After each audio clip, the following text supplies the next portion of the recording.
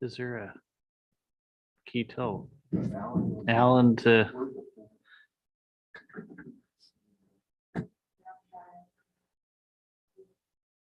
What is it? Oh. Okay. What's above it? He's on the roof. That makes sense.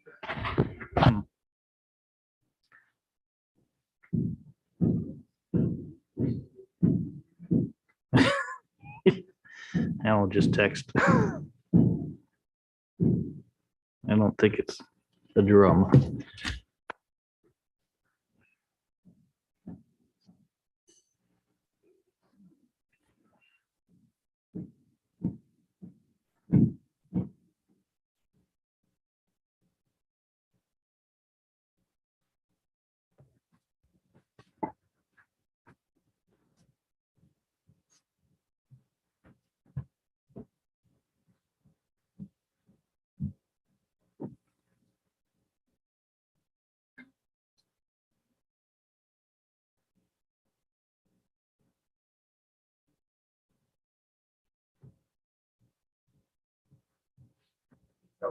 He's not.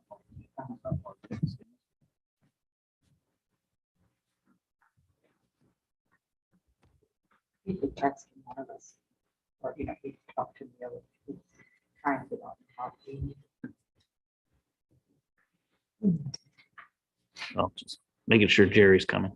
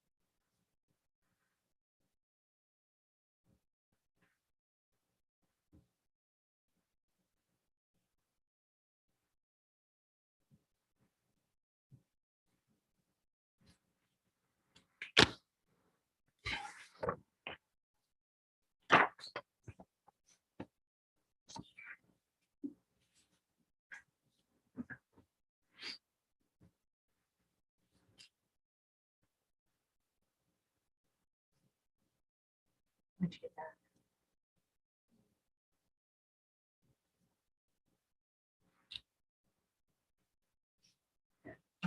For sure.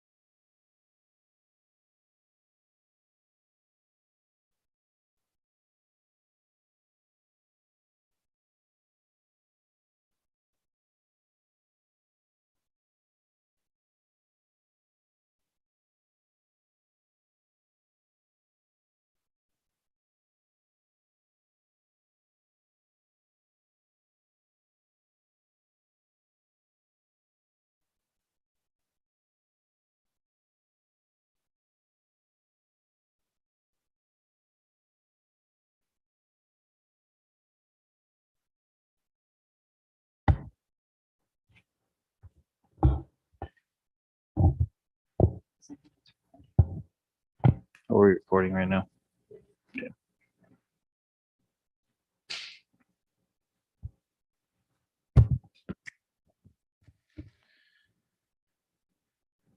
So everybody's aware we're a little late. We've been waiting for a board member to get here.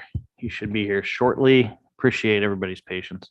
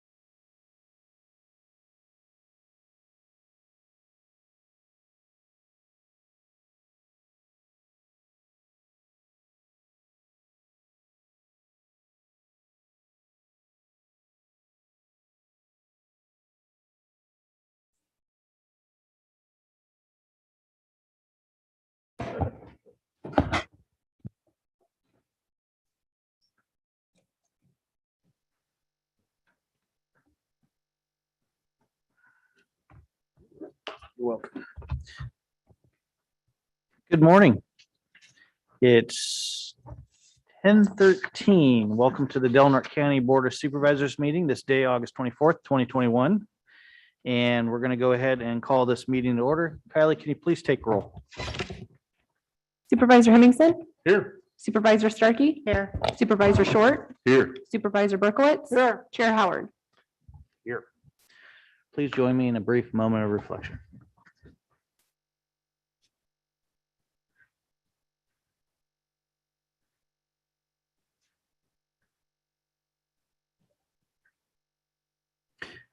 Thank you. Supervisor Berkowitz, could you please lead us in the Pledge of Allegiance? All right, please stand. Ready, begin. I pledge allegiance to the flag of the United States of America and to the republic for which it stands, one nation, under God, indivisible, with liberty and justice for all.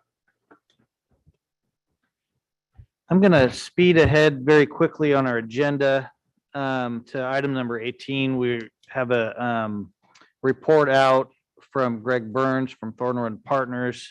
He could only join us for a brief time this morning, so we were hoping that we could have him on today and get right to that item. So Greg, I see that you're with us. Thanks for joining us this morning. Glad we could accommodate your schedule. Thank you, Supervisor. I appreciate it. I'm sorry that I do have not unlimited time today. I wanted to share with you all just briefly some news related to our request for funding via the appropriations process at the federal government level for funding for the jail reconstruction project.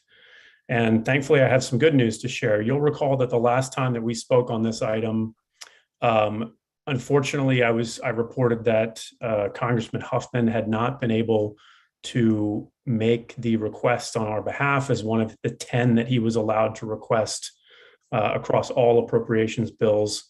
And so that was obviously disappointing at the time. But since then, we have obviously also submitted the request to Senators Feinstein and Padilla. Senator Feinstein in particular appreciated our request, or the county's request, and asked for the funding from the fiscal year 22 agricultural appropriations bill that, among other things, provides funding to the Office of Rural Development at the Department of Agriculture, for which your project is eligible for funding. And thankfully, her request was included in the appropriations bill. The Senate has gone ahead and And so far in committee, moved forward on 3 of the 12 appropriations bill, one of those being the agricultural appropriations bill. And they have included $3 million for the county jail renovation project. So this is a long way from being finalized, but it's obviously good news. And we really appreciate the senator's support of the county. When I think back over the years, you've had a number of champions in Congress, but I would like to recognize that Senator Feinstein on a few key issues has truly been very helpful over the years on a number of ways. And I know you all appreciate that. I certainly do. So I'm happy to answer any questions. Well, actually, let me go into the next steps. So from here, to be quite honest, it's unlikely that the Senate will ever consider these bills on the floor of the Senate for a variety of reasons that are unrelated to our request or anything like our request. But we do believe that ultimately these bills will be conferenced with a similar version in the House. All indications are that, in a bipartisan, bicameral manner, people believe that the new earmark process has worked well this year. And there is a general feeling that the projects that have received funding are good projects that are worthy of federal support. And I think barring a catastrophe, they anticipate that if your project is in an appropriations bill, then more than likely it will be funded at the end of the year. So there are still a number of ways the whole process could fall apart. Again, not really related to our specific request, but I did want to let you know that we have some good news on that front, and I'm pleased to report it. And again, answer any questions that you all may have. Great. Thank you so much, Greg. I just want to open it up to public comment very quickly and see if there's any public comment on this agenda item at this time. Okay, then we'll bring it back to the board. Any comments, concerns, or questions for Greg? Then at this point, Greg, we appreciate the delivery of that good news. Thanks for keeping us abreast of that very positive traction. I know this is an important project for us here in the county, and please send our deep respects to Senator Feinstein. It's very important for her to know that we believe she's looking out for us, and so really appreciate it. Thank you. Thank you. Okay. All right, we're just going to continue on with the agenda at this time. I'd like to go ahead and do introductions of new employees, if we have introductions of new employees at this time. I guess we do, Chair Howard and Board. It's my pleasure to introduce our new Assistant County Administrative Officer, Randy Hooper. Randy comes to us with 16 years of local government experience. 13 of those were right here with the County of Del Norte, where he had worked his way up to the Assistant Director of Community Development Department. He left us for the Director opportunity at the Border Coast Regional Airport Authority. And now we've managed to bring him back. And he's here today if he wants to say a few words.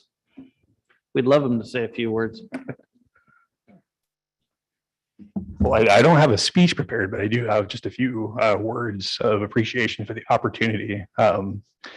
So I think, as most of you know, I began in this position earlier this month. Leaving the airport was a very difficult decision for me. We've been doing excellent work out there, and I was leaving an excellent team, working with an excellent board. So I did consider the opportunity very seriously, but in terms of the opportunity to give back to the community that I call home, it was really just too good of an opportunity to let pass by. I think, as the board is aware, we are actively recruiting for replacement at the airport authority. I didn't want to leave the airport authority basically in the lurch, without a director. And so I'm very appreciative of the opportunity, the mutual agreement between the Border Coast Regional Airport Authority Board and the Board of Supervisors to continue to serve that function until we can refill that position. And we are actively recruiting. That recruitment should close in September. And hopefully we receive some good candidates to hopefully interview at the next regular session of the Airport Authority Board. Just in terms of my own personal story, I think most of you know I am a local. I grew up here, went through the local school system, graduated from Del Mar High in 1999. went to Humboldt State University and was very fortunate to come back to the community. And as Mr. Lopez said, be hired as a planner in the community development department before becoming the assistant director, and then having the opportunity to continue to serve the community at the airport. And I'm extremely grateful to Mr. Lopez and to the board for this opportunity to continue to do so. I think Neil and I will make a great team on advancing the policy goals of the board and serving the broader interests of the community. So thank you for the opportunity. No, we appreciate it. Welcome back. All right. We did meet in closed session, but we haven't taken public comment on closed session. We'll be going back into closed session after this meeting, but I'd like to take this opportunity to have public comment on closed session items only for today's agenda, which are listed at the front of your packet. So if there's any public comment on closed session agenda items only, this would be your time. Nothing, Tyler? Okay. Very good. We'll go ahead and bring it back. Joel, was there anything to report out of this morning's closed session? No, and there won't be anything to report Okay, later.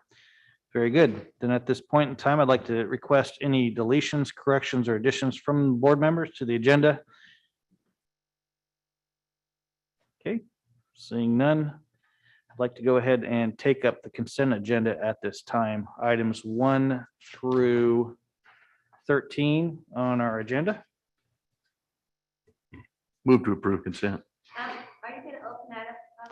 Yeah, I'm Oh. just going to take a motion first. All right. Thank you. We have a motion and a second. Public comment on consent agenda items, please. Good morning. Good morning. You could pull that down. Thank you. So on number 3, the WellPath group that you folks want to hire, they've had like 500 lawsuits against them in the last 5 years. And in 2019, even in the state of California, there was Santa Rita jail, a 39-year-old mentally ill patient or inmate died. Deputies and nurses were supposed to check on him regularly, but did not. Alameda County and WellPath were sued. Proposals were reviewed by our sheriff's office, juvenile staff department, and health and human services. However, I guess these people are aware of the 500 cases filed against WellPath or against California Forensic Medical Group, but didn't take heed in their reputation. And additionally, they're anti-LGBTQ. I think that's how you say it. I don't know. And which means that there's 17 states that California bans for any kind of travel funds. I don't foresee you guys ever having to go to Tennessee or whatnot else, but that's where this is. And if they're anti-LGBTQ, then what else are they anti on? It's a concern. And people are talking about it on social media. Thank you. Thank you. Kylie, is there any other public comment for the consent agenda items? Yes, I have a few hands raised online. Give me one moment. Very good. With the phone number ending, it looks like they disappeared. One moment. Aaron, scroll back. You are on. You just need to unmute your mic. Hello, Aaron Scroback. Can you hear me? We can, Aaron. Thank you. Okay. Yeah. Hello, Aaron Scroback, District 4. Gary Hemmingson is my supervisor. Even though it would appear that the deal is already done, it is important that the supervisors know what a mistake it will be to bring California Forensic Medical Group into Del Norte to provide medical care for the jail and juvenile hall. The other name they are known as is WellPath. Before the deal was reached in the attempt to push it through in the consent agenda, there was a working system already in place by Turtle Medicine, who had been providing the services needed. The new company, WellPath, in fact, will not be reducing costs, but in fact will cost much more than previously. The decision made by the sheriff's office staff, juvenile hall staff, Department of Health and Human Services, behavioral health staff, and program management staff.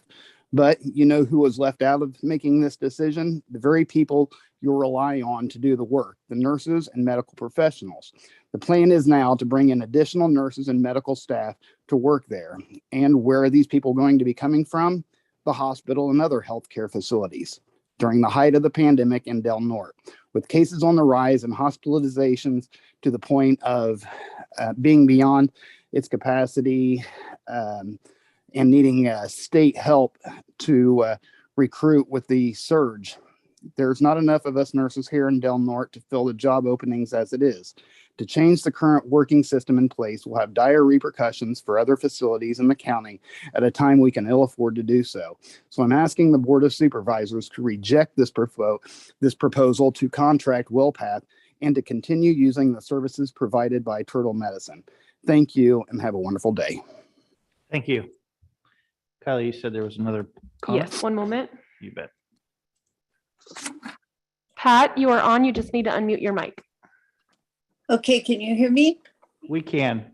Okay, so this is Patricia Black. I haven't done as much good research as the first two speakers, but it concerned me that this hasn't been fully discussed by you as the Board of Supervisors.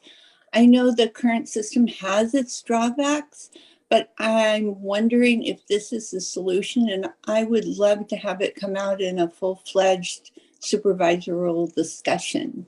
Thank you. Thank you very much. Chair, that is all for hands raised online. Okay, we'll go ahead and bring it back to the board. Is there anything further the board would like to address on any of the comments or direct questions to staff on item number 4? There's, sorry, 3. If I could just ask if CAO Lopez can explain the process in which this was determined. I know it's in the content, so I've read it and I've considered it, but if it might ease some minds, if you could explain that, if that's not putting you on the spot. No, not at all. This followed the typical process that we use through county proposals. It's a public request for proposal for jail medical services. This was published in or put out in April of 2021. We received 2 bids for the proposal, and there was only 1 bid that was responsive. Do you want anything else? Okay, no. No, I appreciate that. Thank you, Neil. Any other questions at this time from the board? Kyle, if there's no further public comment, please poll the vote. Supervisor Starkey, Yes. Supervisor Berkowitz, Yes. Supervisor Hemmingson, Yes. Supervisor Short, Yes. Chair Howard. Yes. All right, I'd like to move at this time. Oh, sorry. Thank you, Supervisor Starkey. We did have a resolution or a proclamation in this case on our agenda today, which was item number 4. Supervisor Starkey, could you please read that into the record? I certainly will. Thank you. September is Suicide Awareness and Prevention Plus Action Month. Whereas suicidal thoughts can affect anyone regardless of age, gender, race, orientation, income level, religion, or background. And suicide is a major public health issue that requires vigilant attention and preventative action, especially during the time of a pandemic. Whereas 44,834 people lost their lives to suicide in 2020. And whereas suicide is the second leading cause of death for 15 to 24 and 35 to 44-year-old Californians, and the third leading cause of death for 25 to 34-year-olds, and the fourth leading cause of death for 45 to 54-year-olds in 2019. Whereas each death by suicide directly impacts numerous family members, friends, loved ones, and by extension, the entire community. Whereas research shows that 95% of adults who would do something if someone close to them was thinking about suicide if they only knew what to do or say. Now, therefore, the Del Norte County Board of Supervisors hereby proclaims September as Suicide Awareness and Prevention Plus Action Month. Be it therefore resolved that the Del Norte County Board of Supervisors encourage all citizens to learn the warning signs Trust their gut and use that information to ask a troubled friend, colleague, or family member, are you okay? Thank you, Supervisor Starkey. I believe Gordon's here to receive that proclamation. Is that correct, Gordon? It is.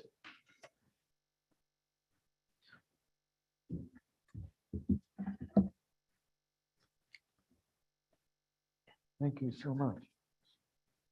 Welcome back, Gordon. It's nice to be back and to see you.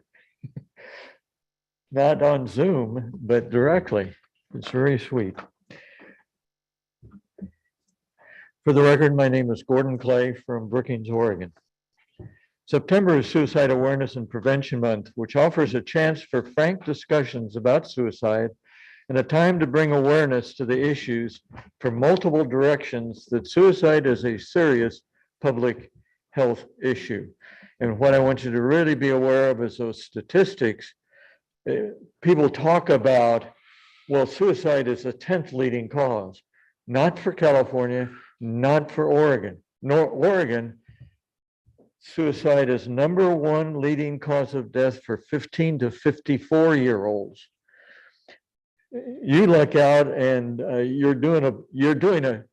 California is doing a much better job, but you're still having very high rates. And there actually 23 states have no age group that has a first leading cause of death, suicide. So we've got an issue here and we need to address it, and we're doing better because in 2019 to 2020 was the first time that our suicide rate in the nation went down since 2003. So we're on a good path.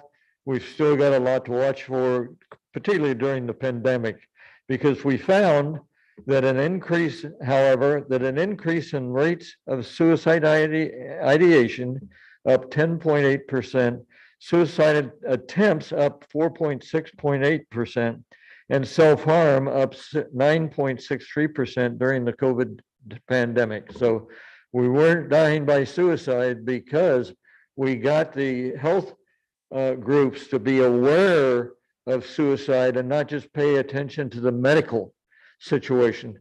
Previous pandemics, they paid attention to medical and forgot mental. And so that is one of the causes. We have to be careful if and when the rental and the mortgage abatements go off, because men die by suicide at 4 times the rate of women. And one of the big reasons is the inability to take care of their families.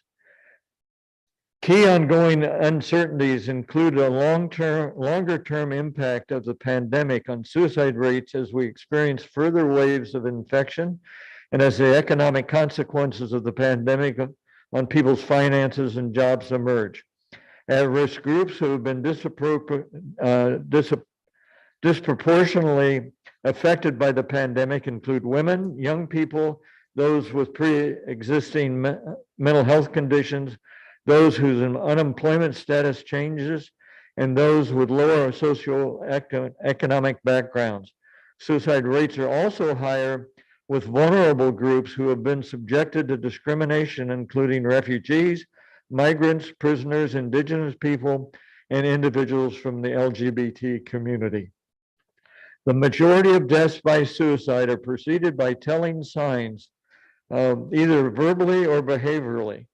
Even without knowing the list of signs, we have all experienced a friend or colleague who wasn't being like their normal self.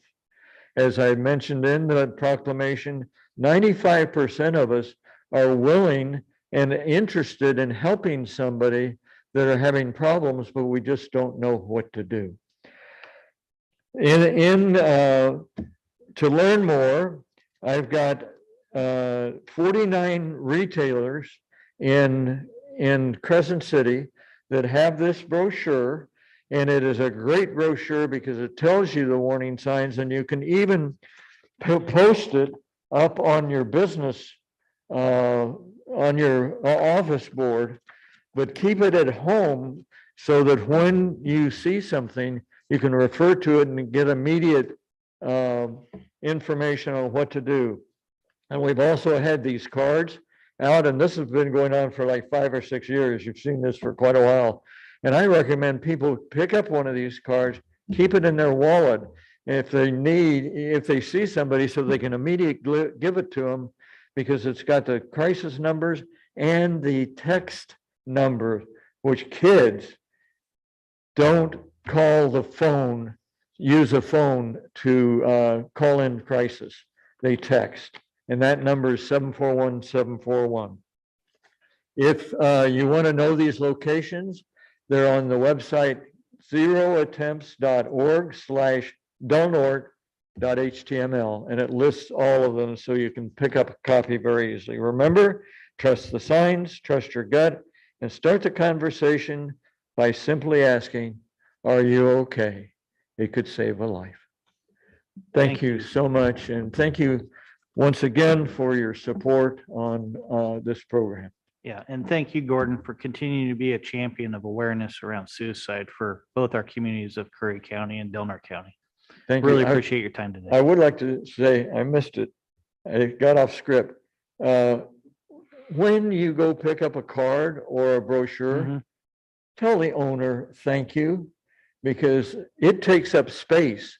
Like at Napa or those places, it takes up space that they sell things on. Sure. And they are putting it up there year after year because they want to reach the people and save their lives. So thank you once again. You're welcome, Gordon. Appreciate Thank it. you. All right, we're going to go ahead and move to our 10:25 timed item, which is public comment. Members of the public may address the board on matters which are within the jurisdiction of the board. If you're addressing the board regarding a matter listed on the agenda, you may be asked to hold your comments until the board takes up that matter. Please limit your comments to 3 minutes or less. Please. Linda Sutter. So I was very distraught to hear that the Wingwall restaurant was closed due to a cockroach infestation that was so bad that I'm getting to the point. Hang on. No, I was just Oh, I know. asking to hold up your mask, Oh. please. Thank you. So that US Cellular moved out of the building. And which brings me to this. Our health department is not inspecting these restaurants on a regular basis. And that's a big issue, okay, for our county and our city. And my understanding is you don't have enough people doing it. I don't know. There's not that many restaurants here in town. So there's really no excuse why they can't do a quarterly inspection, and not only do an inspection, but put it up on the door that it was inspected, because my God, I mean, I don't know how many cockroach eggs I ate, because I ate at Wingwall all the time. The next thing I want to talk about is, I got 1 minute, is there's this ivermectin issue is really becoming a forefront here for people with COVID. And we've had 6 people die in our hospital. I don't know if they're using it or not, but people literally across the country have to go in and get a court order to get ivermectin, and it's a miracle drug because it's saving their lives. And it just pisses me off that we got this issue here and nobody pays attention to the ivermectin, but it's scoffed at. And I'm telling you right now, you need to pay attention. Especially you, Mr. Berkowitz, you're old. And you, Mr. Jerry Hamilton. Thank you very much. Kylie, are there any public comments online? I have a written. Okay. This please. one is from an Andy Miller, and it says, "Hi, I think it would be a good idea for the Board of Supervisors to implement a vaccination mandate for all county employees. Thank you." It's a short one. And I have a hand raised online. Please. Carmen, you are on. You just need to unmute your mic. Good morning. Good morning. At the last board meeting, I'm doing excellent. How are you? Good. We're doing great. Thanks for asking. Please proceed, Carmen. Okay. We At can the hear you. last board meeting, Donald Morrison, can you hear me? Yes, we can. Okay. At the last board meeting, Donald Morrison recommended putting together a registry for the county to recognize who is vaccinated and who is not. I urge you to think twice about such an endeavor because it mirrors the beginning of a terrible chapter in our human history. In 1933, Germany conducted a census that revealed the location of the Jews residing in Germany and was later used to confiscate their property and persons, leading to the death of upwards of 9 million Jews. And in occupied German countries like Czechoslovakia and Bulgaria, it was a health survey that revealed the citizens' ethnicity. In 1941, the year the United States entered World War II, German doctors in occupied Poland spread the lie that Jews were responsible for spreading typhus. Health authorities used propaganda to spread anti-Semitism and make European populations think Jews were infectious. We see the same type of fear propaganda in our own mainstream media against unvaccinated individuals. It was the tabulation of an American firm, IBM, that helped Germany keep track of the millions of Jews in Europe. In the state of California, the state of California is following the same playbook as the Nazis did in the 1930s. In April of 1933, a series of decrees were enacted in Germany that banned Jews from working as lawyers, judges, public prosecutors, doctors in state-run hospitals, teachers in state-run schools, and limited Jewish university students. Now in California, we see vaccine mandates for our own state workers, public health workers, teachers, and college students. What is next? In Germany, they required Jews to have identification papers that stated their ethnicity. They forced them to wear a yellow star on their clothes. They confiscated their guns, businesses, and properties. They forced them into ghettos and camps, separated them, killed them, and finally gassed them. All this began with the 1933 census when they identified themselves as Jewish. And now Donald Morrison wants to create a registry where we can identify the vaccinated and the unvaccinated in a program that can be modeled by other state agencies. This is a very dangerous idea and mirrors the beginning of Hitler's tactics against the Jews. Let us not begin this terrible chapter in human history again. Please stop this idea in its tracks before it takes root and destroys lives. Please do not help create a registry for the unvaccinated and the vaccinated. Do not mandate vaccination and weekly testing for all of us. Do not allow this segregation by registration within the borders of Del Norte County. Thank you. Thank you. Kylie, any further public comment? I'm not seeing any other hands raised online, Chair. Okay, thank you. Then let's move ahead with our 10:30 timed item, which is a COVID update. I believe Dr. Schultz Stutz is with us today. Is that correct? Yes, it is. Okay, he is online. I am. Can you guys hear me?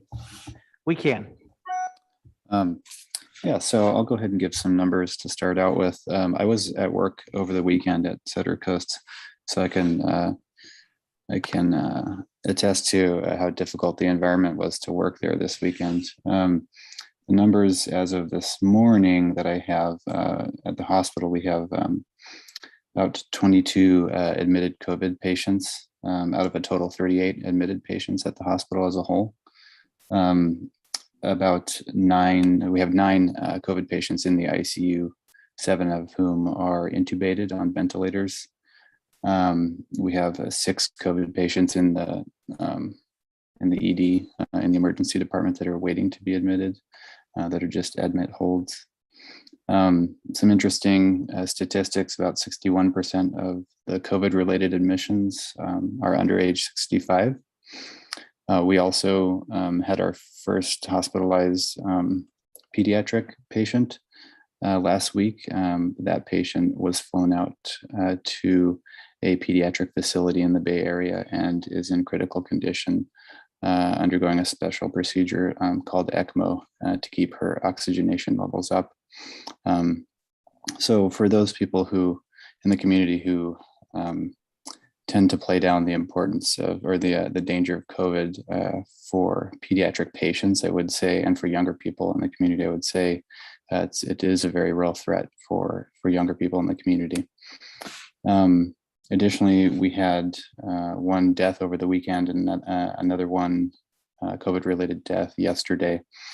I also had an update from Cal OES and insofar as the mortuary capacity in our area is potentially being threatened with the influx of deaths in the county, not only from COVID, but for other reasons. So the mortuary manager in town had mentioned that if it continues, if the cases continue this way, that they will soon be at capacity. So we're having to make arrangements for that to prevent that from happening. And what else do I have for you guys today? I think that's about it. Do you guys have any questions? I'm quite certain we do, Doctor. I'll pass it down first. Supervisor Starkey. Hi, Dr. Stutz. It's Valerie Starkey. First of all, welcome. Thank you for taking on this big challenge at the time that you are. I appreciate when I email you, you're emailing me back, and I love that communication. So I wanted to say thank you for that. I'm going to just touch upon a couple topics just because I know that my colleagues probably have additional questions too. But my main topic that I want to talk about is contact tracing. We signed I don't know what it was. We signed an agenda item today. I don't know if it's a proclamation or an agreement for us to continue having the state help us. I was just given information this morning that we have 5 people starting tomorrow to have the contact tracing resume. I've been hearing from the public that they'll get a positive result, and yet then no one from public health is contacting them. I don't know if that's just a shortage or whatnot. But my question is that with school starting back up and contact tracing, I just want to know, what do you think the value of contact tracing is at this point? Where are we at with that? Is that something that we really need to rely heavily upon, or is that something, I just want to know where you're at with it. Yeah, so that's thank you for reminding me to talk about that subject. So yeah, we do have, I think 5 state case investigators that have been assigned to us. That's in addition to some 4 redirected staff that we have internally and 3 part-time staff that are all working on contact investigation. So at a time like this, it does become extremely difficult to perform adequate contact tracing. Whereas before in Del Norte and other counties, this was an easier job and we didn't have so many cases. But once we progress beyond a certain number of cases per day, it becomes almost impossible to track down all the contacts of all the positive cases. And this happened early on in the pandemic for much larger urban areas, like, for example, in Los Angeles, when they were having their first surge. They did away with formal contact tracing very early on because it just became completely untenable. They didn't have enough staff, enough resources to continue tracking down all of these positive cases and their contacts. And so that's essentially the point that we're at right now. The public health was overwhelmed with the ability, needing to contact all of these positive cases and their contacts. So, generally what we're doing is we're contacting that positive case and we're asking them to contact their contacts and notify them that they were positive, that they should get tested, that they should quarantine at home until they have an answer. So yeah, I would not be surprised if there are positive cases out in the community that have not been contacted by public health. That's not a surprise to me. Okay, thank you. And then back with school approaching, I know school has certain restrictions and guidelines about this. Is this something that public health is doing, or is the school district taking that on? So we met with the school district last week and discussed some of these guidelines, and we're in communication with them about that. Okay. And then I'm going to just ask you my one more question because I know they're going to cover it. The monoclonal, and I've got to say, I know I'm saying it wrong. So how is it pronounced? Monoclonal. Oh, I said it right. Can you just give us a brief overview of that, and so that the people in our community know that that is a treatment that is available, if it is available, just so that we can hear it from you. I'll definitely promote it or not promote it, or just at least give information. But I didn't want to do that until I actually heard from you about your opinions on that. Yeah, I'd also like to, so that program is, we're having assistance from the state to administer the monoclonal antibody therapy. And it's in the clinic out behind the hospital. It's open from 7 to 7 a.m. to 7 p.m. And it's staffed by state workers. And at that facility, you can also get your vaccine, and you can also get tested for COVID. So it's a really good resource.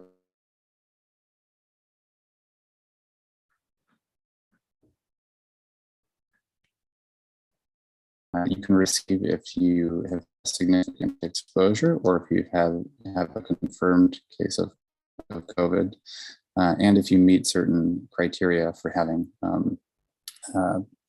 some health conditions that qualify you to receive the therapy. So it's controversial in the in the medical world as to its efficacy. It's not. It's an unusual program that we have available here that's not available everywhere. I think part of that was that the state can help us put that program on, as well as the Sutter Health System had calls available for this medication that were already in place. And so for those two reasons, and because we're the recipients of help from the state right now for this current surge, that therapy happens to be available. Like I say, its efficacy is controversial in the medical, in healthcare. Physicians feel differently about that therapy, and it's hard to tell. It's hard to tell people, whether or not they should seek out this therapy. I feel like it makes sense mechanistically in physicians' minds. It should work. We're providing an antibody against COVID, right? And if there is some evidence that it does prevent severe COVID or hospitalization from COVID, right? But I also don't want to promote the therapy in place of just getting a vaccine. The vaccine is much more preventative, a much more effective preventative. This is something for if you already have COVID, or if you've had a significant exposure such that you're likely to get COVID, and you have significant medical problems to boot on top of it. Thank you. My last thing that I just want to say is I do appreciate the video update that you gave this weekend, and the letters that you've been giving out to the public. And if the board agrees with me, we would like to continue to see more of that to keep our public informed. So again, thank you for your time. You're welcome. Supervisor Hemmingson. Yes, thank you, Dr. Stutz. I appreciate your stepping up and taking over for Dr. Raywalt in our time of need. I think you're doing a good job. Hope you keep it up. Valerie got through most of the questions that I was going to ask. I didn't hear numbers. I know over the weekend, I think there was 156 or something. 17 of those were inmates. I don't know what the numbers were for yesterday. I did forget to mention the numbers. Let me throw those in there really quick. I think as of yesterday, we had 429 active cases. We've had at least 20 new cases today already this morning. And that's probably already changed since I got that data this morning. So that's an increase of, close to 100, a little over 100 from previous. Yeah, thank you. The other thing is, and it was just brought up today, some of these other forms of what people think are going to cure them or keep them cured. Ivermectin was mentioned at the board meeting earlier, and the last I heard, I think, was the CDC saying, and maybe some people fit this category, I don't know, but the CDC was saying, you're not a horse, you're not a cow, don't do it. They're having more people getting hospitalized because they're taking it, then it's certainly helping. And I just wondered what your view was on that. Yeah, I would like to comment on that. It's very difficult to wade through a lot of the data and opinions surrounding some of these therapies like ivermectin, I think we can safely say that hydroxychloroquine, the initial, the drug that everybody was touting as effective against COVID, is not effective. And there have been a number of very high quality studies that have demonstrated that it's just not effective either for prevention or for treatment of COVID. Ivermectin is a different story. There is a lot of data internationally that does appear to show some benefit. It's hard for U.S. physicians to interpret a lot of this data, especially with all of the political hullabaloo surrounding COVID and the vaccine and everything else. I'm of the opinion that that ivermectin might have an effect for prevention and treatment of COVID, but it's been very difficult for physicians to wade through the research and to find high quality pieces of literature to depend on. There are physicians in the community who are giving this to patients regularly with some success and some without. I would say that, in my opinion, it appears that, if something was so effective that it was showing that we were seeing a realistic difference in patients, we'd be giving it to people all the time. Is there some, push from the medical industry to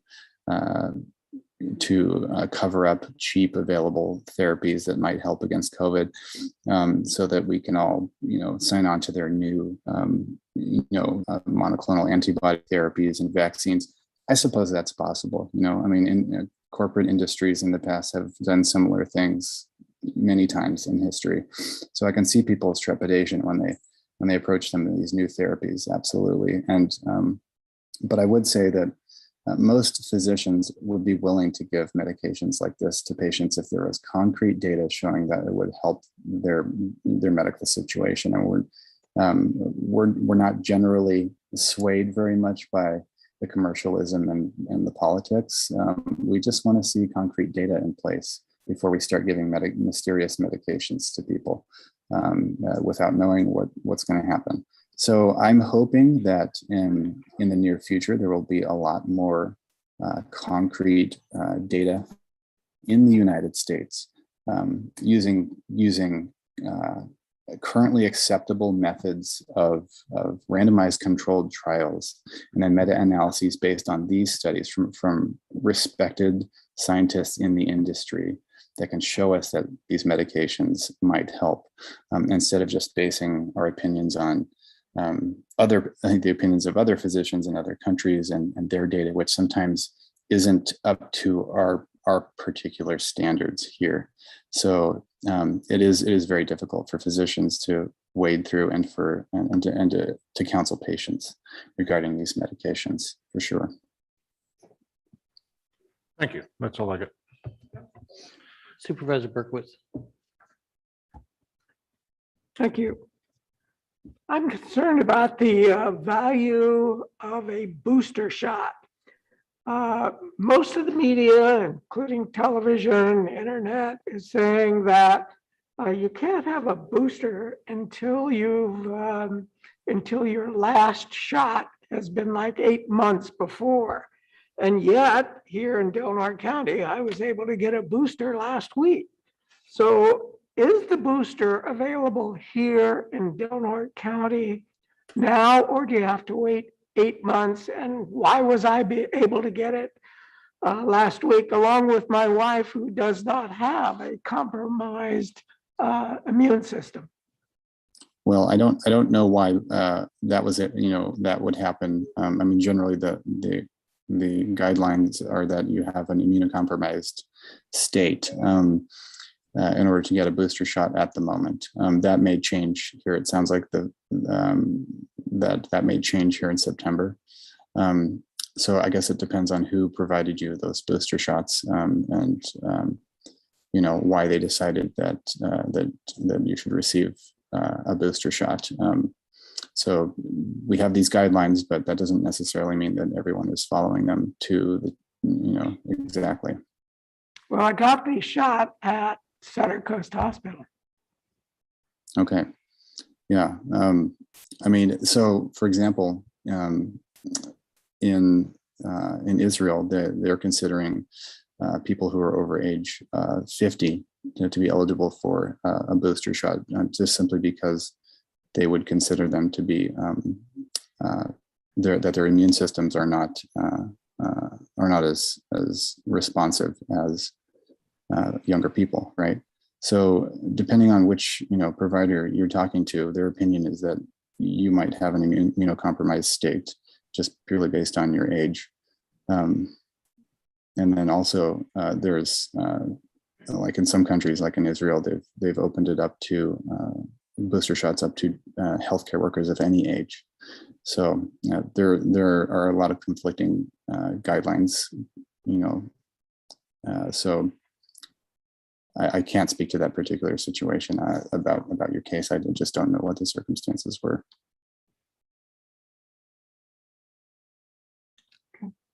Thank you.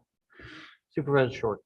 Dr. Stutz, this is Darren Short. I joined you on the weekly COVID check-in yesterday, and you talked about available beds in the ER over the weekend. I was just hoping that you would just touch on that for those listening in and for the board's information. Yeah, thank you for reminding me.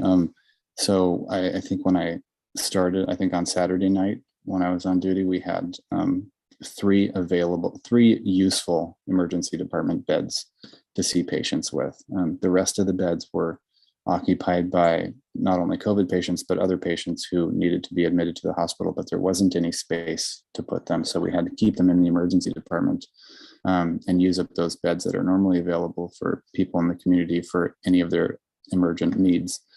So I started the weekend with 3 available beds. And by Monday morning, I had 1 available useful emergency department bed to see 1 patient at a time.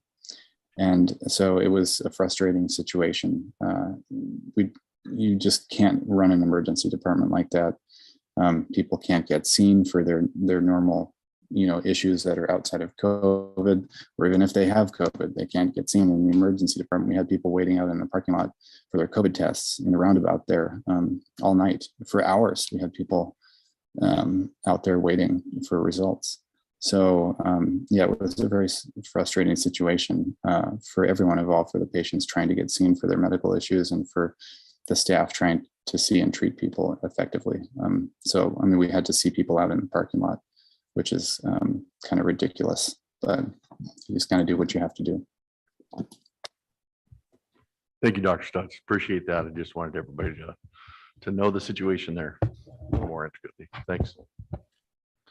Thanks, Doctor. Finally, nice to meet you in person. I really appreciate your responsiveness, not only to the board, but also to the community. I know we have a lot of questions right now and a lot of conflicting interests that confuse a community like ours, and the clarity and the voice that you could help bring to this picture as our public health officer, I think is going to be extremely important for us to wade through this in the coming months.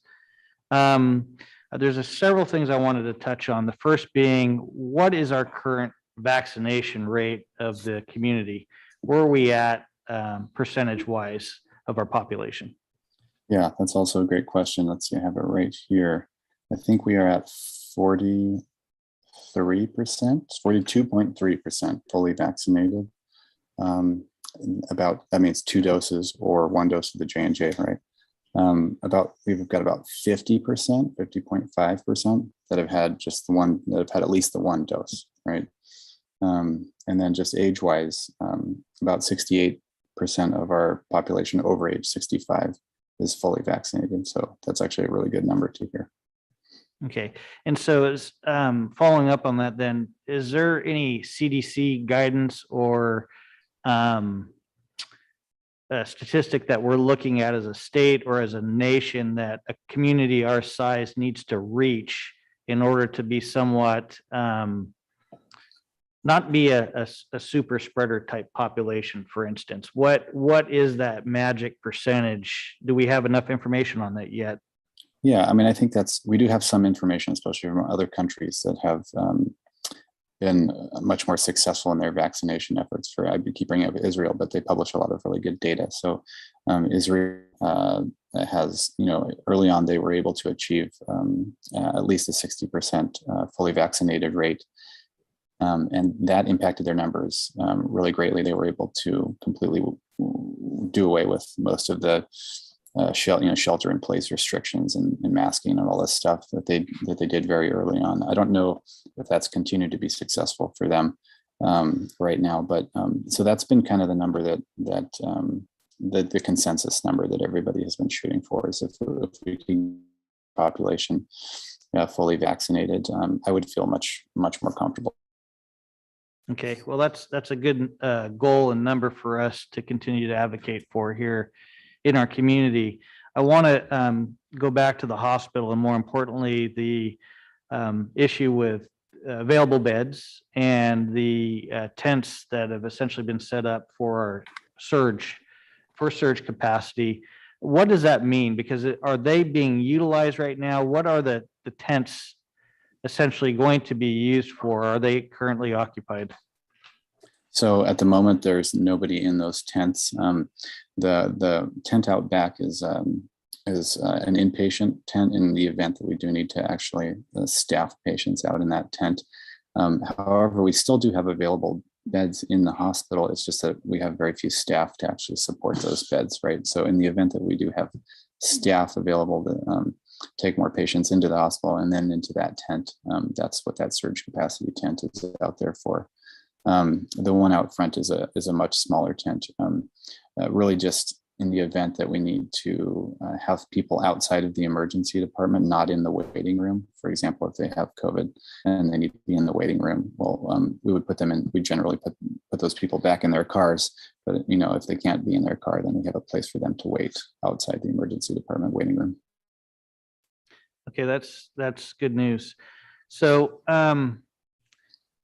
you've shared some, I'd say, more grim information that isn't necessarily or has not been at this point available to the public. The capacity being reached within our morgue, nonetheless, is a huge concern. Reaching out to bring in equipment to increase that capacity for a surge is also a huge concern that we need to find a way to be a little bit more vocal about. Del Norte County is a place that changes slowly, but we do change with fact. And the fact that our friends, our neighbors, our children are not only getting sick, but also dying is compelling when it's coming from our public health officer. I do express and share the opinions of not only the board, but Supervisor Starkey in ensuring that we continue to do as much as leaders of this community in getting that information out as often as possible. Because as it begins to hit home for many of us, because I think now we've all in this small town been impacted in one way, shape, or form with a relative, a neighbor, a friend that has been impacted with COVID and is dealing with this right now. I think that'll help in our efforts to get that percentage up. I guess what I'd like to touch on now, and I know it's a difficult question, but it's a complaint that I hear from our community, and that is, what is our leadership doing? Our leadership, for a lot of respects, has been waiting for direction, as we have for the last year and a half, from the state of California. And because of the political environment right now, that direction has come slow. And I don't anticipate we'll see that direction until sometime mid-September, until some change has been made or does not change. In the interim, we have you, a public health officer that could help guide and give direction to the board to implement policy that would be effective in helping to curb potentially the surge that we're currently seeing. So with that lack of leadership at the state level, is there any recommendation you as our public health officer would make to this board today that would help slow the surge that we're currently seeing that has created the circumstances that we're all living with now. What recommendations would you have for this board? Yeah, so I'm sorry, that's my kid in the background. That's okay. So I will, I would. So one thing I would say is that this is a crisis that the community can kind of take care. They can take this crisis into their own hands and do something about. So yeah, while there is, while there may be some leadership things that we can do, there's also a whole group of people whose jobs it is to work on this. And we're talking about Cal OES representatives and the hospital administration and the ambulance services in the community and public health, and all of these people whose jobs it is to make the. And so, for example, when we heard from the community that the mortuary might be at capacity at some point, we're going to put out a request for refrigerator trucks so that we can do something. And so there are a lot of things that are happening, I think, behind the scenes, even on the statewide level. For example, we have a state hospital staff here at the hospital received, I think, 5 respiratory therapists and 4 registered nurses to help us out at the hospital. We also have an additional 8 registered nurses coming in to help out the hospital later this week. So, even beyond what the leadership is doing, the leadership like you guys with the county, there are groups of people that are meeting every day to try to solve some of these problems before they happen. And we're at a place right now where if we had been here a year ago, none of these things would have been happening because we wouldn't have had any of these systems in place. We have a state team that's staffing the clinic behind the hospital 7 a.m. to 7 p.m. to give vaccines, do testing, and give the monoclonal antibody therapy. So there is a lot of movement happening that's managing this crisis right now. And I would say that right up front. But the thing that not only the leadership or that the community can do is just to get vaccinated, honestly, and to do those things that we've all been asked to do throughout the pandemic. Wear your mask, stay away from large groups. This is the time that those things are going to be most because the risk of transmission is so high right now. Any little thing that you do is going to have a much larger impact on your risk of contracting COVID. Really, it's in the hands of the community, I would say. Yes, the leadership for sure can advocate on the state level, ask for more resources, but there are so many resources flowing to us right now. I'm not sure what more you guys could ask for, more staff maybe. And so it's really, I think, up to the community to kind of, this virus is out in the community and it's in the community's hands to prevent it from transmitting to other people. Vaccinations are key. Basic sanitation, wearing your mask and avoiding large group settings, I think is going to go a long way. I think it's going to be difficult to, even though that's going to impact our surge, I think the surge is essentially going to have to play itself out, because we all still have to go to work and go to school and continue, moving forward with our economy and all of these things. So any little thing that the community members can do, take it into your own hands. And I would advocate for vaccination above all else for the moment, regardless of your thoughts about, the risk of vaccination, the unknown risks of getting vaccinated, long-term side effects, things like that. I would say again, and I always continue to say that we don't know what the long-term effects of getting COVID are going to be either. And I personally am much more worried about the long-term effects of contracting COVID than I am of the long-term effects of having a vaccine, a couple doses of a vaccine. And that's just, my perspective as a physician. And So I would really advocate for the community to do something, take this into their own hands. Do something brave, go out and get your vaccine if you've been hesitant about it. One of the vaccines is now fully FDA approved, if that helps you make your decision. You can almost guarantee you that the remaining two are going to be fully FDA approved shortly as well. So it's not to say that there isn't anything to worry about with new technology or a new vaccine. Of course, there are going to be side effects and things like that to worry about. But I mean, we're facing this virus that I can tell you is giving me a lot more pause than the vaccine itself. But I get to see all those people come into the emergency department really sick with COVID and wishing that they had gotten their vaccine. And that happens several times this weekend. So. Thank you, Doctor. I really appreciate you opining on that for a couple of minutes there. Supervisor Hemmingson. Yes, Doctor, this is Jerry Hemmingson again. Yeah, just one other thing, and I'm glad you mentioned that Pfizer now is FDA approved. For those people that were reluctant in the past to get a vaccine and maybe are willing to do that now with the FDA approval, do we have enough Pfizer vaccine to accommodate?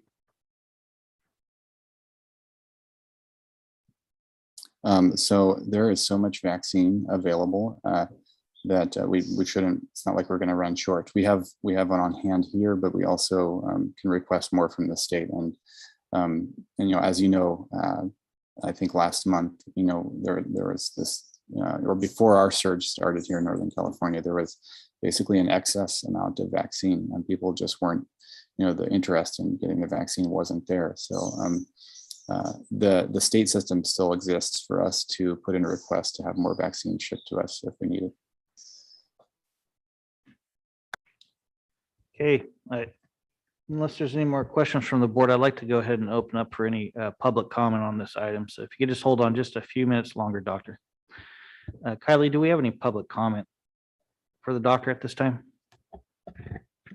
Chair, at this moment, I'm not seeing any hands raised online. Oh, Okay, yes, somebody just popped up. One moment. you bet. Robert, you are on. You just need to unmute your mic. Hello, health officer board. I just want to say thank you for everything you're doing at the hospital. I wanted to say, you're needed. This is the first that our local government has shown concerned about this, really.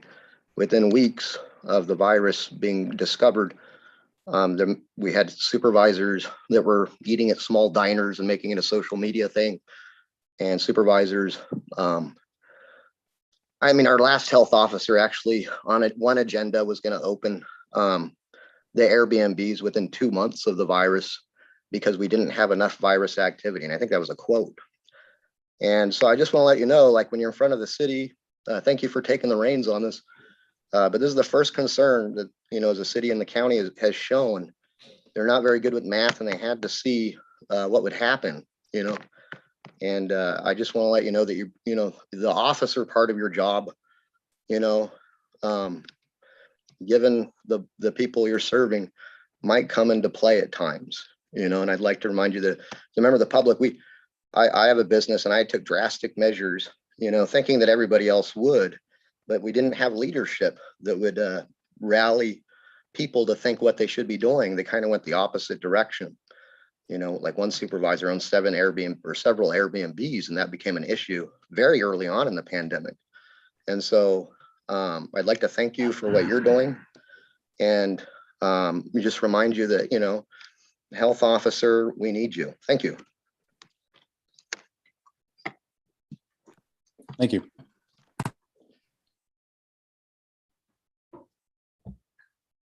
Linda Sutter. So I haven't heard any numbers about how many cases of the Delta variant are at Sutter Coast Hospital. Also, I've had a lot of friends that have been turned away and they've had COVID. And I've had friends tell me that they weren't even tested unless they had had the vaccine.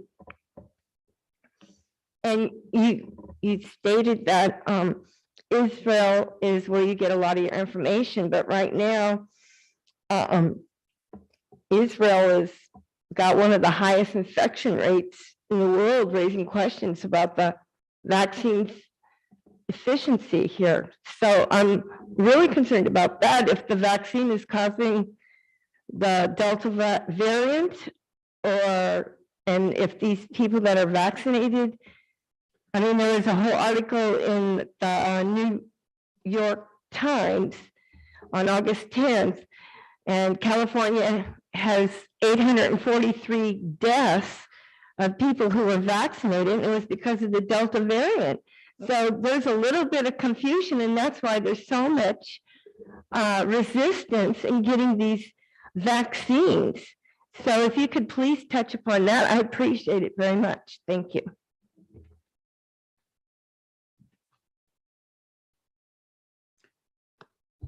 Doctor, if you would like to address those, please, at this time. Yeah, so that's a kind of a lot to unpack.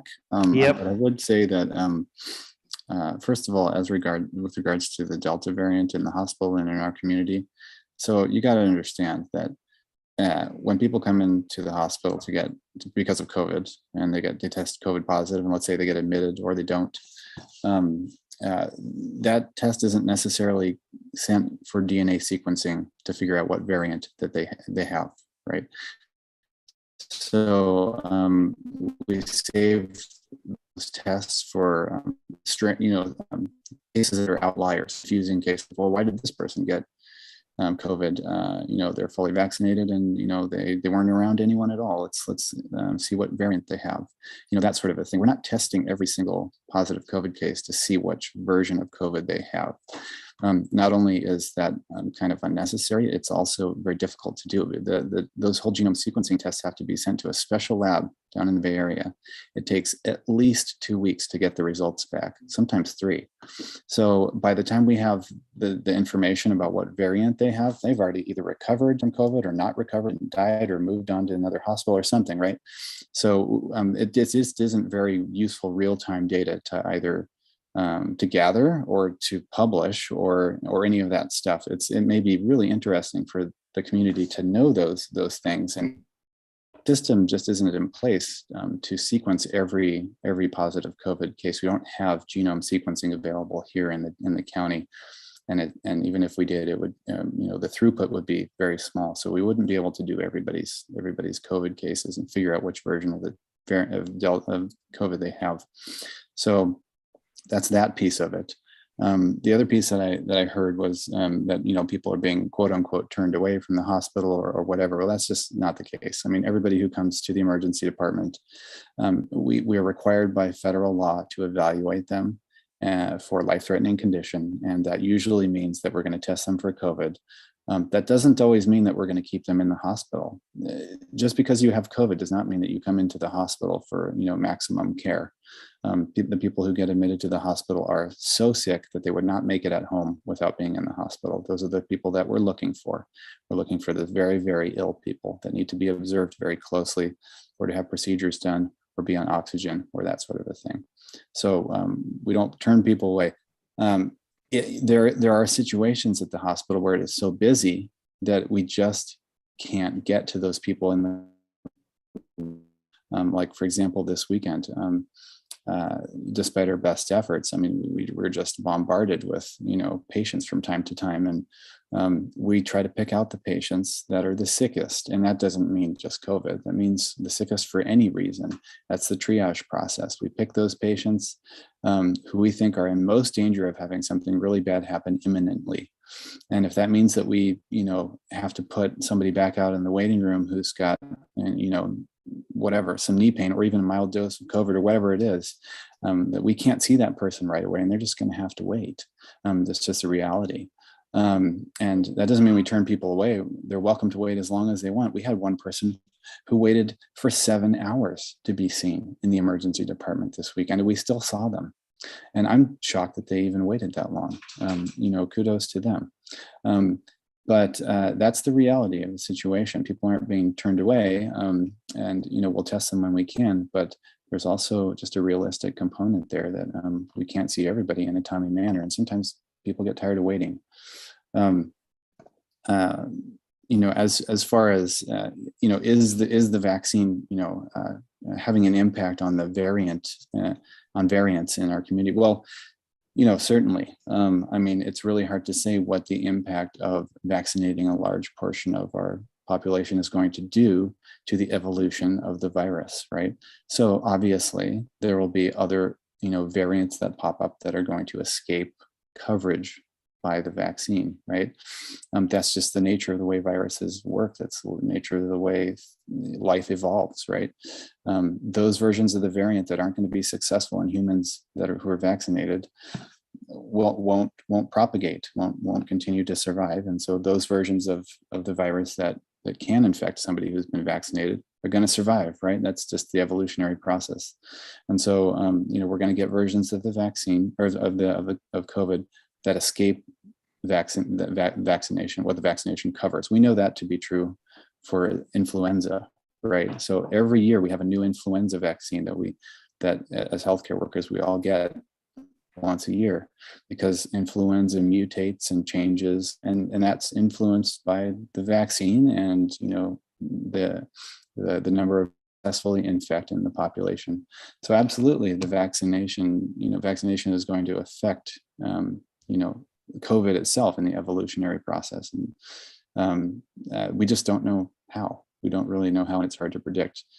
My thought is that we're going to be on a schedule that's quite like the influenza vaccine. We're going to have to probably, at least I'm going to consider getting a shot every year. There's going to be probably a booster, or this year's COVID vaccine is going to cover these variants. So it'll cover whichever variants are the most prominent in the community and probably the most deadly, right? Most transmissible. So.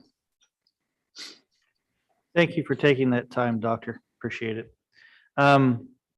Just to wrap up here, I want to make sure that the board is doing everything they can. I do appreciate you bringing the awareness that we do have a whole team of not only our local government folks and OES, Cal OES officials, et cetera, working on this night and day tirelessly. We do have a very competent staff at the hospital working treatments. There is a team working on this. I don't want folks to feel that there's a lack of leadership, but I do want the communication from leadership to be strong and forthright, and to ensure that the leadership does have enough information in order to react on a timely basis. So I know there's a lot of messaging going on to date, including the messaging that you're giving, and we do really appreciate that.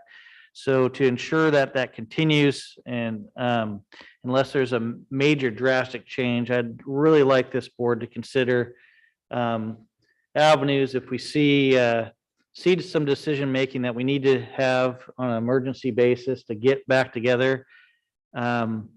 It could even be from the request of Dr. Stutz or from our CAO, but I do want to be more timely and being responsive to community need if we do have something that comes down from the state, or if we need to operate independently, because this is real, it is here, and we seem to be a little ahead of the state curve on getting infected. And if that means that we as a board need to take actions that are a little contrary or a little ahead of the state, then I want to make sure that we're doing that in a timely and effective manner. And I think, Doctor, you're going to have to be the one that recommends those type of actions to us. So hopefully you'll keep us apprised, and we'll go forward from there in a very concise way, and wait for your word and wait for the word from our CEO to get back together if we need to take action. But I do appreciate your time today.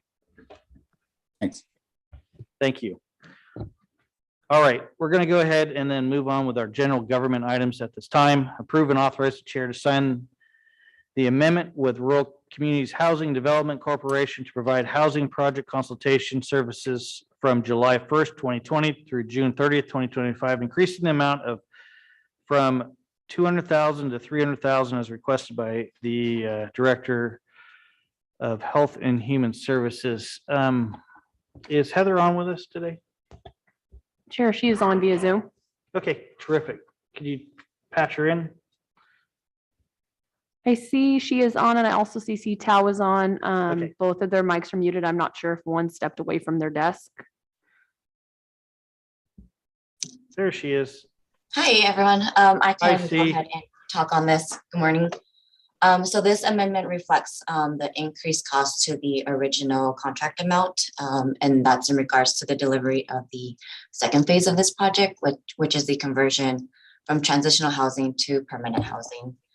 I will share that the bulk of the agreement has been to reimburse RCH for costs associated with the property, such as repairs, initial furnishing, some inspections and other facility improvements since acquisition of the site back in November. The project administration itself with RCH's consultation services has been a little bit under $15,000, just to give you guys some background information on that. So with RCH's experience and expertise in housing development and property management, it is important that we continue our partnership as we move forward with this next phase. Great. See, to clarify, this is a flat amount for that 5-year period. Is that correct? Or is this an annual? It should be a flat amount. Thank you very much. Appreciate that. Yep. Move for approval. We have a motion on the table. And second. We have a second. Public discussion on item number 16. Okay, we have no public discussion. We'll bring it back to the board. Kylie, can you please pull the vote? Supervisor Berkowitz? Yes. Supervisor Starkey? Yes. Supervisor Short? Yes. Supervisor Hemmingson? Yes. Chair Howard? Yes.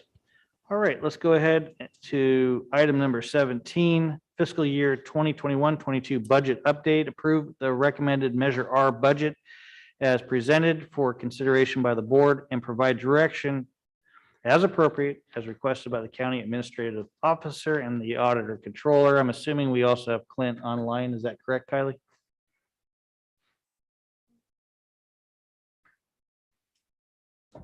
Let me double check one Yeah, moment. he could chime in, but we'll go ahead and turn over the reins to Neil to get us started. Yep, as you just read in the item, Chair Howard, this is just the fiscal year 21-22 recommended budget for Measure R for your consideration and approval. If the board has any questions, I'm available to answer those. In this budget that's presented in the board item, you can see that most of the categories, if not all of them, have been addressed through the Measure R, which is law enforcement, Office of Emergency Services, our code enforcement, which addresses blight and public nuisance in the community, animal control, each of our law enforcement branches, which is the sheriff's office, the district attorney's office, probation, juvenile hall. This also helps maintain and support dispatch services that are provided to this community. We're adding a records position at the sheriff's office, which is badly needed and has been needed for years. The Measure R funding allows us to do that. Also addresses the OES need of having only one operational position in place for the last year and a half, and of course for decades, which is severely understaffed. We need another person, a backup in that position. And the community, I think, has seen how critical that is over the last year and a half. In addition to that, it addresses public infrastructure and other projects related to Measure R funding. Please, any questions from the board at this time from you? So we're all happy with the way Measure R has come together? All hit all the dots and crossed all the Ts and feel we supported the public in their position on this. Is that correct? I do. I would have liked to have seen, but this is just me being a little nitpicky, a little bit more in depth on what the public infrastructure other projects were. But I was not surprised by how we're allocating all the other funds. I just know that you'll be good stewards of the money. I just want to make sure that we're transparent so that the community knows. Yeah, and I agree with Supervisor Starkey. I think with the oversight committee that we do have in place, I think that oversight from the community directly to the board will give us exactly that information that you'd be looking for. And we really need to see how this now plays out. So with that, I'd like to open it up for public comment on item number 17.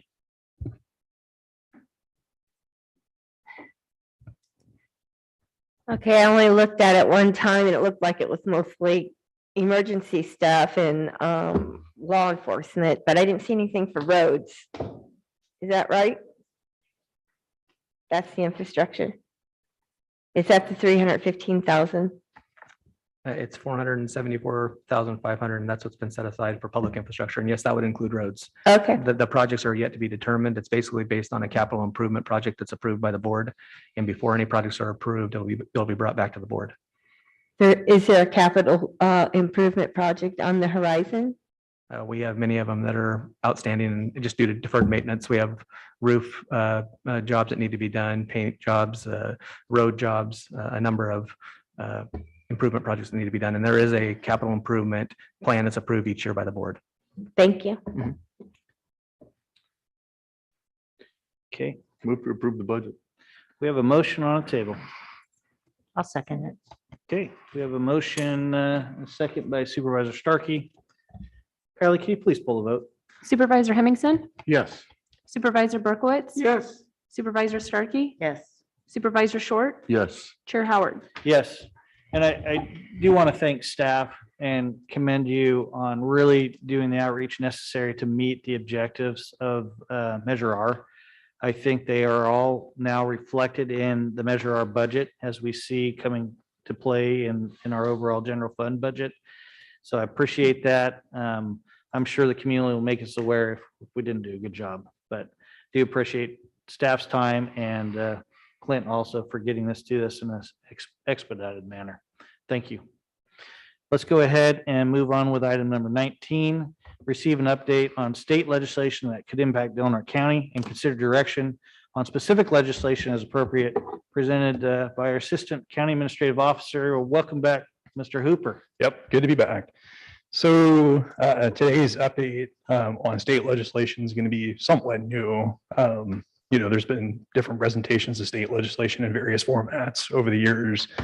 And we just saw, with the change in, staffing in the admin department, that this could be a good way to approach these types of issues. Hopefully moving forward, we'll see how the board feels about it. Of course, you already heard from Mr. Burns with a federal update, which we definitely appreciate. In future legislative updates, there probably will be coordination between federal and state issues out of the admin office in consultation with Mr. Burns.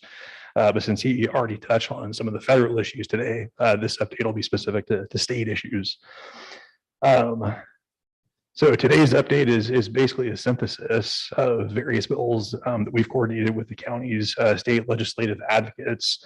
That would be Shaw and Yoder, as well as RCRC and CSAC.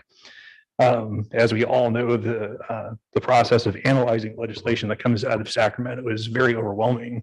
I've heard, the legislative process referred to out of Sacramento is, basically trying to take a sip of water out of a fire hose. Also that if they're a bill factory, we're not talking about dozens of bills out of Sacramento or even hundreds of bills. We're talking about thousands of bills. So having the advocacy groups to support the county is critical.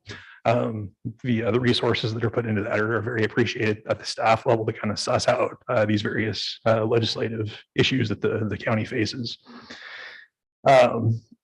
So again, the bills that are presented today, definitely a synthesis. We tried to focus on really the most pressing bills, in our opinion, in consultation with those advocacy groups facing the county.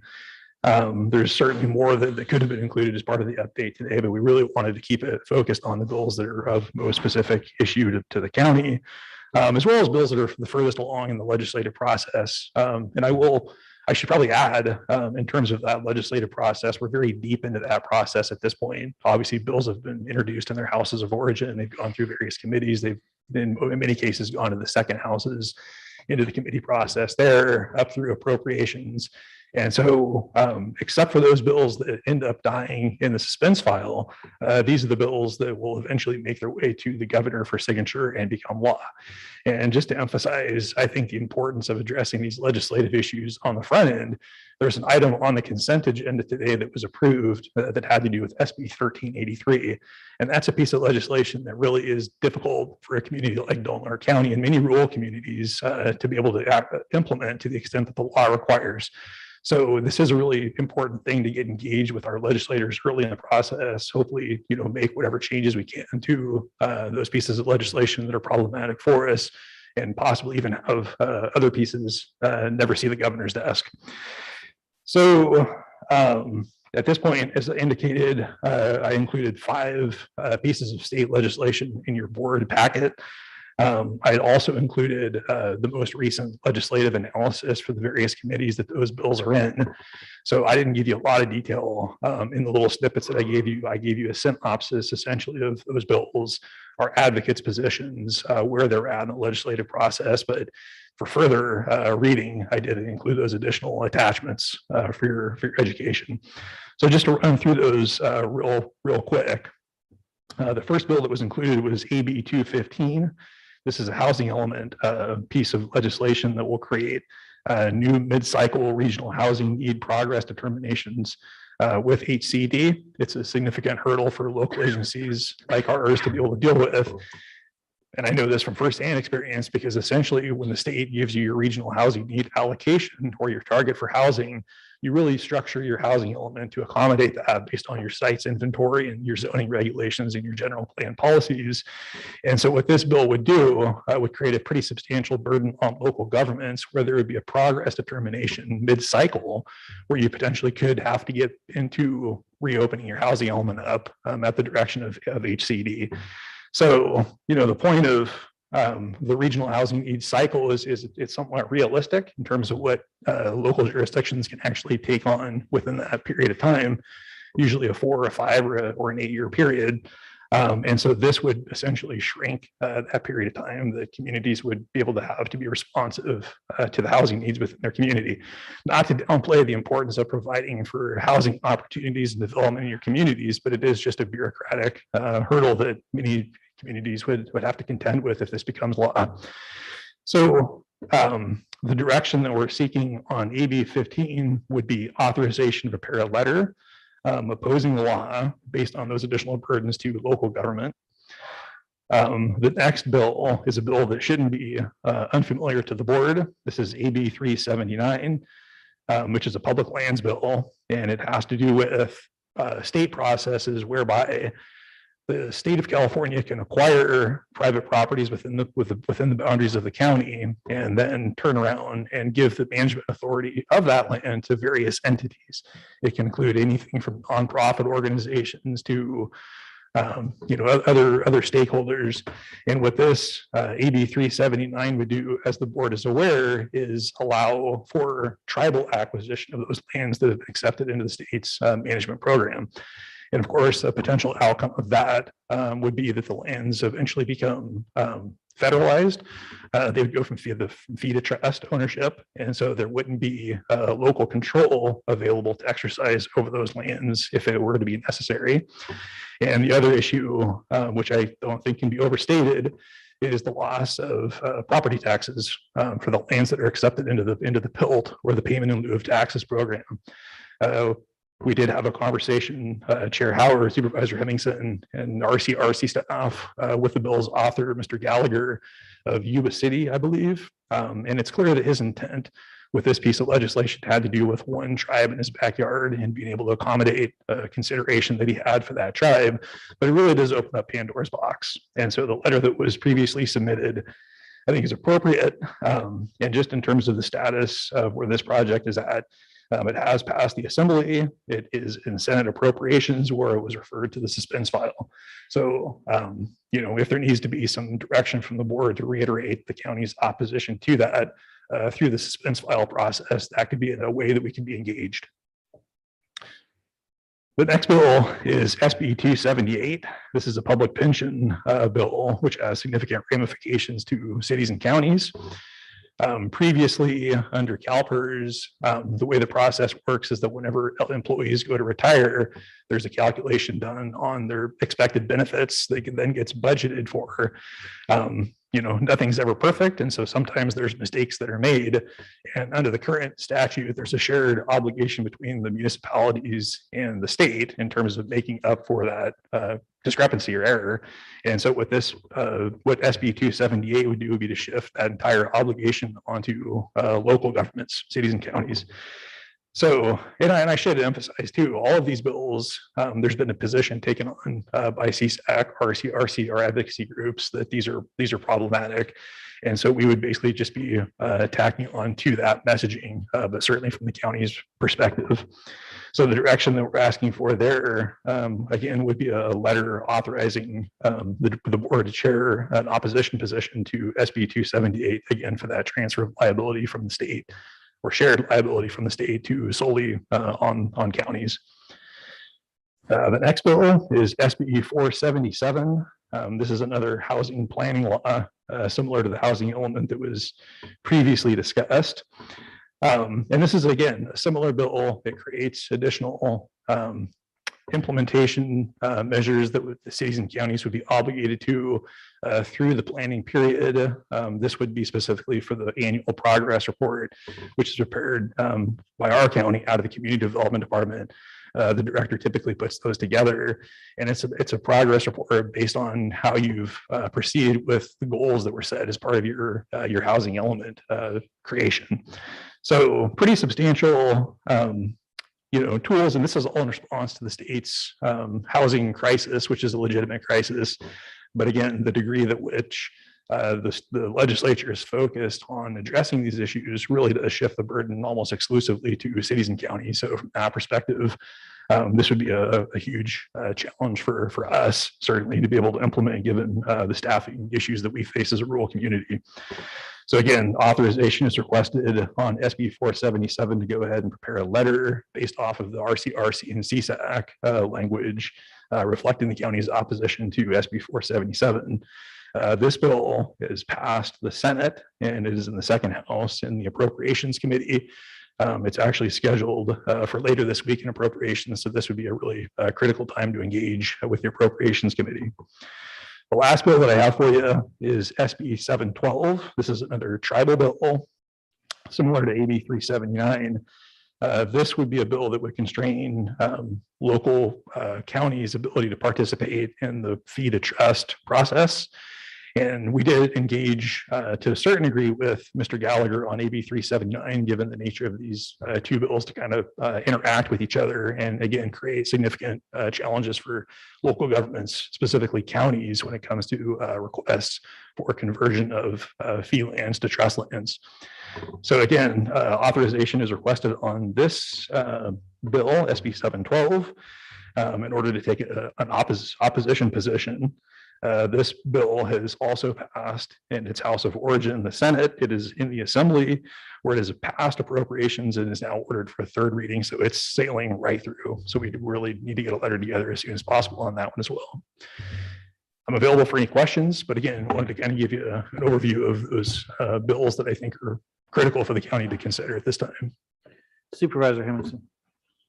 Yeah, Randy, thanks. Appreciate your honing in on all this, and I know Chris deals with it at CSAC, I deal with it at RCRC, and you're not exaggerating when you say there's thousands of bills, and these people, at least at RCRC, and I'm sure at CSAC, are very focused, even though one or two slide through, even their eyes, and they are trained on this very well, and they're great advocates for us.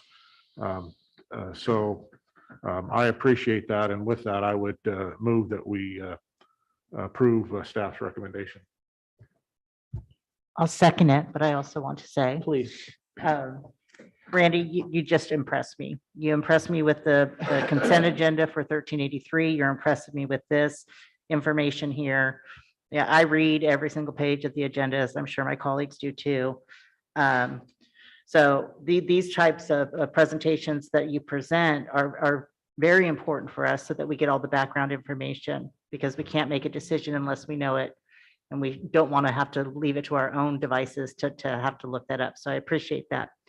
My only constructive criticism, if I could, is when you say that CSAC, who we rely heavily upon, like Supervisor Hemmingson stated, is I would love to have a little synopsis as to why they oppose it or why they support it in the future for when you do this.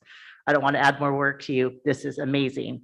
But that would be my only thing is like, I would love to know just a little bit more of why that they are supporting it or not. So, Sure thank you thing. so I very can do that. much. Thank you. Yeah, Randy, I just wanted to comment, just kind of echo what Supervisor Starkey said. I really appreciated the completeness of the report that you put in the agenda. And yeah, I agree that we should definitely engage. Thank you. I appreciate it. So, Randy, this is excellent. And I too will chime in and thank you for putting together the synopsis. This is probably the first time I've been on the board and this type of approach has been taken. And I do agree with Supervisor Starkey. It's always helpful to see what the position of RCRC and CSAC has been on this legislation. So adding that in there is good. As Supervisor Hemmingson was saying, the thousands of bills, and there's been times when there's been over 5,000 bills since I've been on the board in one fiscal year of the state of California. It's almost impossible to weave through all the ones that could potentially impact rural counties, but in particular Del Norte. And I know there's several this year that did slip through the cracks. Both RCRC and CSAC, they're not flawless. Our consultants in this case, Yoder and Lang, missed some opportunities too of things that we should have been concerned with long before they've reached the stage in appropriations. I found it interesting on the last bit of legislation, you'll see that one of the committees I went to was called local governments, but it's an 8-0 vote. And I'm just like, what local government are you representing when you have an 8-0 vote specific to legislation that would prevent counties from even commenting on a feed to trust issue? Something that directly affects the financial position of that county through property tax collection. So it is a concern. This being brought forward to us today, I'd like to see probably occur on a more regular basis. I know it's unfortunate the timing's poor because most of this now sits in appropriation with many of these bills. I suspect the governor will sign many of these, but it just behooves the board. We are a board that advocates for rural issues for Del Norte County. This is our role. I know COVID has pretty much hogtied us for the last year and a half, but it doesn't mean that we can't stop advocating on a state level through RCRC, CSAC. They have been able to make clear connections for us at a state level with people other than our representatives, such as Assemblyman Wood and Senator McGuire. Just having the brief interaction that we did with Assemblyman Gallagher last week on his legislation, the author of the legislation, I think is extremely effective in helping to get our positions across. And maybe Zoom is saving us some time and traveling down to Sacramento, knocking on their door and sitting there until they see us. But this is the role, probably one of the biggest roles we could play as elected officials in the county. It's why these positions were really designed in order to represent the best interests of our constituents in the community. So Randy, great job. I anticipate you'll be bringing much more of this back to us in the future, both state and federal ledge. We do have a motion and a second on the table, but I'd like to briefly open it up for public comment if public comment exists on this. Kylie, is there public comment on this item? Chair, I'm not seeing any hands raised at this time. Okay, very good. Then let's go ahead and bring it back to the board for a decision. Supervisor Short, Yes. Supervisor Berkowitz, Yes. Supervisor Starkey, Yes. Supervisor Hemmingson, Yes. Chair Howard. Yes. All right. We do have a couple more items that we need to get to on the agenda. The one of them, we do have a special meeting this week. Neil, could you cover that briefly for the public that is still online with us? Yes, Chair. There will be a special meeting held this Thursday at 4 p.m. That'll be another presentation from our consultant Thorn Run Partners for the American Rescue Plan Act and the local fiscal recovery funds that the county's received. Okay, yeah, that'll be a good meeting. So please tune into that if you can. Chair, just to specify, this meeting will be held via Zoom only, correct? That is correct. Thank you. All right. Then I'd like to move to board reports at this time. Let's go ahead and kick that off. Supervisor Starkey, if you're ready. I am, thank you. It's gonna take a little bit, but I'm gonna try and talk fast and get through it. Attended a First Five meeting. I really want to draw awareness to the fact that First Five is funded by the cigarette tax. And in August, the governor approved a ban or signed into law a ban on flavored vapes. But that was suspended by a referendum and by the tobacco industry, so which qualified for it to be put on the ballot in November of 2022. But if the law is affirmed, we're going to see a loss of about $50,000 to our local First Five. Now, I'm not here to advocate one way or the other on how that should go. You know, there's tobacco issues and that sort of thing. But I just want to start looking at the fact that we are going to see a decrease in revenue in our area should that go through, and we need to start planning for that. First Five does programs such as Dolly Parton's Imagination Library, the Home Visit Coordination, Ready for K, and Text to Grow, and a lot of other services that are very important to our community. I attended the new Supervisors Institute. I am a new supervisor graduate, so it looks like you all are just stuck with me now. And I'm just excited to be here working for the public. Shut up.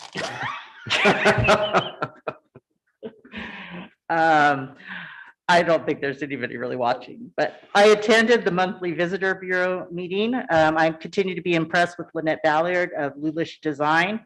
As Supervisor Howard noted at our last meeting, there was a significant increase in our social media hits after the Kamomi story on the Olympics. That was 2,000 extra hits, 2,000%, sorry, extra hits. So, I mean, that's an amazing story, and that we had that social media attention. If you want to have some feel-good moments, please go to visitdelmarcounty.com and read the heartfelt comments by the people who actually watched that story. They're really fun to see. Attended the school board meeting. School is scheduled to start back up on August 30th. Just as a reminder, no matter how you feel about your child's back to school plan, your child's teacher did not make it. So let's try and be kind to our teachers. I attended the Crescent City Planning Commission meeting. I attended the city council meeting, and a dream come true. I got to make a presentation about the US Capitol Christmas tree. I also got to say, next slide, please. And it was an amazing event for me. As you all know, we have been making ornaments in the community. We have 1,000 that we're going to be sending in. We've got deer, we've got Dungeness crab, kind of doesn't look like a Dungeness crab. We have whales, we have raccoons. We have a huge raccoon problem in our community. And Supervisor Short's favorite, the spotted owl. So we are making those. We are going to have a community celebration and something to look forward to. I attended the solid waste management meeting. I'm happy to report that we will be having a treated wood waste day where anybody who has stockpiled their treated wood waste since it had been unable to dispose of it, you can have that for free on September 24th. So any contractors that have a stockpile, you could certainly bring in all your treated wood waste to dispose of it. It is a one-time only event. So big thank you to Ted Ward for making that happen. But it's not to say that we don't have a lot of work to be done. We are carefully watching, as Mr. Hooper just pointed out, some of the legislature, AB 332, which will hopefully kind of solve some of this issues that we have with regard to treated wood. I attended Senator McGuire's town hall meeting. I won't go back over what he stated. It was a lot what we heard from Dr. Stutz today with regard to assistance that we've been getting from the state. I attended a Harbor Commission meeting. I attended the Cal Recycle meeting. I attended CSAC's broadband briefing about the middle mile fiber network. I attended several of the state's redistricting meetings. I'm really interested in the redistricting because I do believe that we should be staying with coastal counties. And so I'd like to speak up on behalf of that. I don't know if everybody shares that same thing. So I did not speak on behalf of the board as much as I spoke on my own personal belief on that. Okay, and then finally, last week we started looking at what can we do to help our hospital staff. This hospital is completely overwhelmed. I might get a little emotional because I'm passionate. Nurses are working 16-hour days, lab techs and radiologists are putting in overtime. Housekeeping is cleaning so much more than normal. And the kitchen at the hospital is not open to staff or visitors. So they have no food, no nourishment that they can just get easily. The hospital is completely overwhelmed, and while we can't necessarily stop the trajectory, the surge is going to have to play itself out. We can take care of those who are taking care of us. So a large group in this community wanted to help. Kelly Schlong and I have begun to organize ways in which we could keep the hospital fed. So on Friday, we met with hospital administrators Ellie Pupdick and Danielle Preston. And this is what's amazing. A text was sent to just 5 of my friends. And by Saturday, Frank's Refrigeration, spearheaded by an employee, Terry Colton, brought in salads and sandwiches and drinks and snacks. On Sunday, Hyuchi Hamlet donated 100 sandwiches. Later on Sunday, a community member came to my house and dropped off $100, which I then went to the store and bought fruit and bananas and granola bars and all the other items. Over the weekend, we coordinated groups who will be taking in fresh fruit and snacks on Monday, Wednesdays, and Fridays and a weekend day. And then yesterday afternoon, we received a call from Gina Zatola of the Wild Rivers Foundation, who committed $30,000 so that we are able to bring in daily meals to the staff for as many days as we can stretch that. So in addition to our community, including Supervisor Hemington's wife and daughter, who are providing fruit and water and snacks on 3 days a week, we're going to be able to feed them hot meals. So this is just kind of beginning. We're trying to figure this out. If you want to get involved and help, you can certainly call me. You call Kelly Schlong. In the meantime, just keep our hospital workers in your thoughts and prayers. That's my report. Supervisor Short, please. I Good luck can't- following I that. can't follow that. Valerie, you were spectacular. Thank you for the work you're doing for the staff of the hospital. I attended the Delaware Solid Waste Management Agenda Review, attended PBSP Citizens Advisory Committee. I attended the North Coast EMS MAC meeting. I also attended the new Supervisors Institute, the final session. So Chris and Jerry, you can't call us the new supervisors anymore.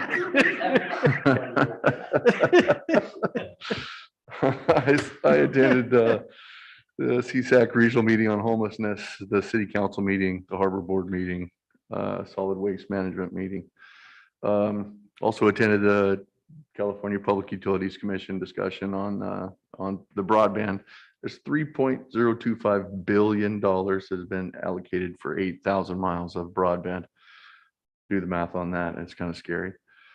I attended the redistricting commission meeting as well with Supervisor Starkey. I attended the LAFCO meeting and also the last 2 Mondays attended the weekly COVID check-in that's proctored by Delaware Ambulance. And that is it. Great. Thank you, Supervisor Short. Supervisor Henningsen. Yes, thank you, Chairman. I attended a few meetings. Unfortunately, I was rushed a little bit because I thought we were Zoom, so I forgot my notes, but I will try to go over this. Certainly not as much stuff as Supervisor Starkey seems to be taking care of most of the county, and I appreciate that. I'm not saying that facetiously or anything. I mean that. I think she's doing a great job. I did have a Huffman stakeholders group, last chance grade stakeholders group meeting. Really about as uninformative as it could get. I think there was no new information. They're continuing on the 2 alternatives that they have agreed upon, which one is virtually the same route that it is now, and the other alternative is a tunnel. And we'll have to see how those play out. We haven't gotten a lot of real technical information yet to really make a real informed decision. One is very expensive. One is problematic, to say the least, I think. So it's going to be interesting as this goes along. I did have a Golden State Finance Authority meeting, which is part of RCRC. We had a lot of updates on housing financing, that type of thing.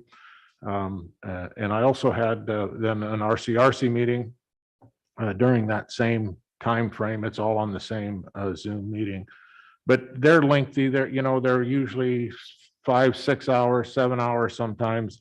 So there's a lot of information that's discussed. And as Mr. Hooper said, there's a lot of legislation out there. There's a lot of things going on, a lot of moving parts that they're keeping an eye on. There were a few things of importance, I think, that should be mentioned. There are a lot of discussion over wildfires and how the state's agencies are reacting to those fires. Some of them in certain areas are reacting differently than other areas. And of course, being rural counties, there was a lot of discussion over wildfires. Drought is the other side of that, which kind of creates that problem of these catastrophic wildfires. But we are going to have a drought task force. And I sent that notice out to Neil and to Randy so that they could look at that. But by the end of the year, we'll want to make sure that we have a drought task force formed so we are able to make this task force up and not have the state do it for us. So that's a pretty important thing, I think, that we need to be looking at. I sent out, hopefully everybody received the summary of the RCRC meeting, and hopefully that's adequate. And to Supervisor Starkey's comment on finding out why RCRC goes in a certain direction, that should be in there. If you go into more of the document where it says click here for, and I think that stuff all comes through when I send it, but you can find out why RCRC is taking the position they have. They'll have a summary. They'll do that on every bill that they look at. So that's pretty important. The other thing that I wanted to touch on was CalPERS. Now, RCRC is a pretty flush organization. They have money to work with. So they contributed another over $1 million payment to their PERS calculation to keep them within their 95 or 97% into their full payment process, which I wish we were able to do, but we're not. And there is a seminar coming up, Neil. I think that's in that memo also that I sent. If you read it, Randy probably looked at it too. But there's a seminar coming up. It's going to explain all that stuff that you may want to be involved in anyway. I'm sure there's a lot of things that I'm forgetting. Well, we did hire a couple of people, one in governmental affairs and the other one in economic development, which Barbara Hayes was hired a couple of years ago to head, which we'd never got involved with, was economic development for rural counties. And so we've hired an assistant.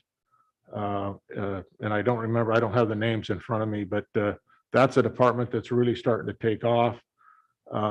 We did also form a new JPA, which is Golden State Connect Authority, which is looking into making it easier and more affordable for rural counties to get broadband, Wi-Fi connections, working on that. Apologize for not having my notes in front of me. There was a lot of stuff we went over, and a lot of bills too. As Supervisor Howard was mentioning about AB 379, we did have, Assistant CAO Hooper mentioned about having a meeting with Gallagher and our CRC staff and that discussion, but we also had some discussion, a very small amount of discussion at the RCRC meeting on a AB 379.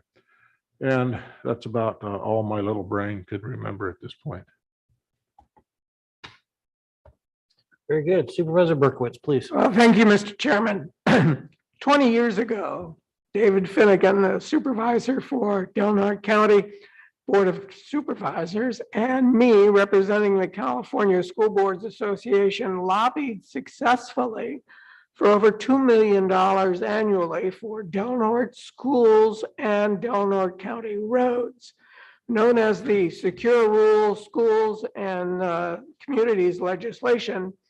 Every 3 years since, we've had to fight that fight to be able to get the legislation reauthorized. Well, this year we were able to successfully to get that $1 million a year for our school district and $1 million a year for county roads. Last week, Supervisor Hemmingson and I attended the Zoom meeting with the Huffman's working group on last chance grade. As you probably know, the 3-hour closure for last chance grade will end in a few days just before school starts. There have been 4 stakeholder groups working on the 7 suggested new routes for the new alignment. The tunnel and the existing alignment became the preferred routes. I'd really like to say I'm not in favor of either one of those routes. In other news, there seems to be some controversy surrounding the board takeover of the Klamath Community Hall and what's being done with the funds for improvement of that hall. Yesterday, Supervisor Short and I attended the LAFCO meeting. We took action to ensure that the Hunter Creek Community Services District could take over the Hunter Creek Park. And so that's moving forward after it's been months while there was no action. And lastly, I'd like to offer my condolences to the family of Mitzi Travis, who died yesterday of COVID. And that's my report, Mr. Chairman. Thank you, Supervisor Berkowitz. Yeah, that's hearing the news of Mitzi's passing, I think weighs heavily on our heart. She was an incredible community advocate for so many years here, multiple decades. I think a lot of us were lucky enough to serve with her on many of the public committees, including the Chamber of Commerce. She'll be missed, but I know Mitzi is smiling on us today and will continue to advocate for us, whether she's upstairs or not.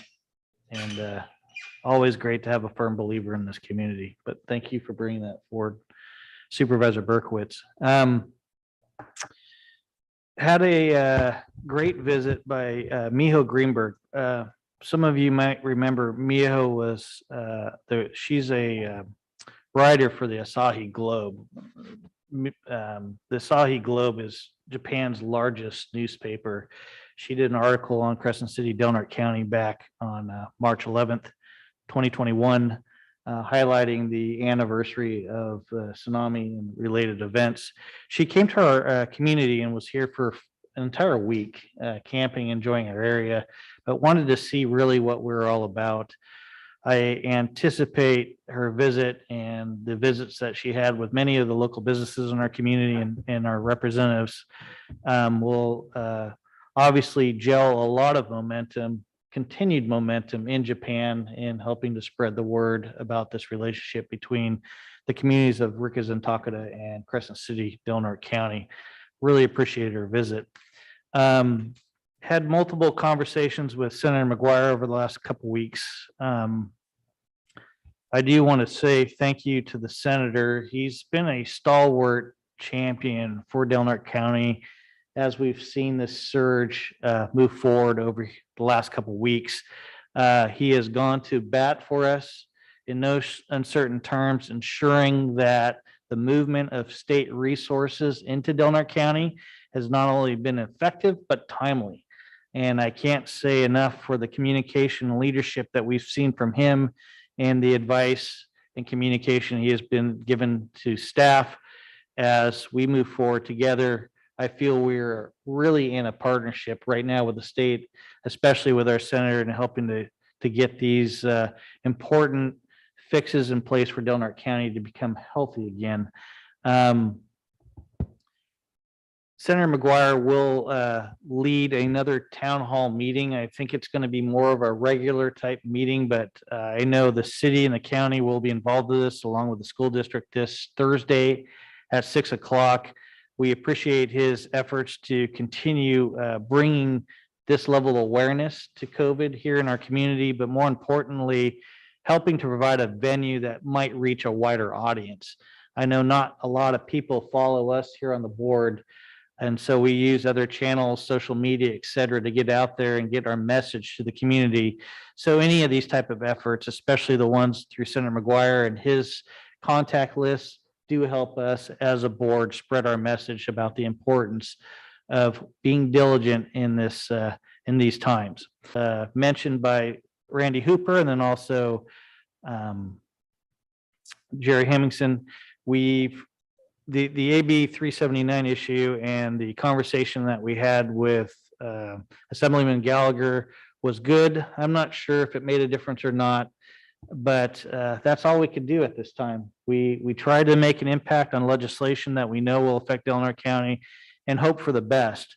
It doesn't mean we stop advocating, and we have not stopped advocating since we found out about this issue 4 weeks ago. It's just unfortunate that some of those pieces were missed early on by some of our lobby groups, but they know what we're paying attention to, and hopefully they won't be missed in the future. One thing I did want to bring forward with the board, and I'm hoping to have some discussion on this before the end of the year, but is around grant opportunities. As you're aware, and in particular, as you're aware during COVID, the lack of capacity with staff to address issues of our daily government is really coming to light. Lack of staff in community development, lack of staff at Health and Human Services, lack of staff in OES, lack of staff in our own office and administration. But this lack of staff plays into missed opportunity in a lot of ways. And in talking to our CEO recently, we oftentimes have opportunities with grants or other public funding that we pass up just because there's really nobody to give direction to chase this down. And I think as a board, we really need to have a discussion long-term on how we're going to resolve some of these capacity issues that restrict us from pursuing opportunities. I know in our community alone, there's entire governments that fund themselves in the pursuit of these grant opportunities that affect their long-term gains in rural infrastructure, rural capacity. So there are ways and models out there that we could do this. We just, I think, really need to have a discussion on it in the future. And it's unfortunate that it's taken events like COVID to highlight some of these areas.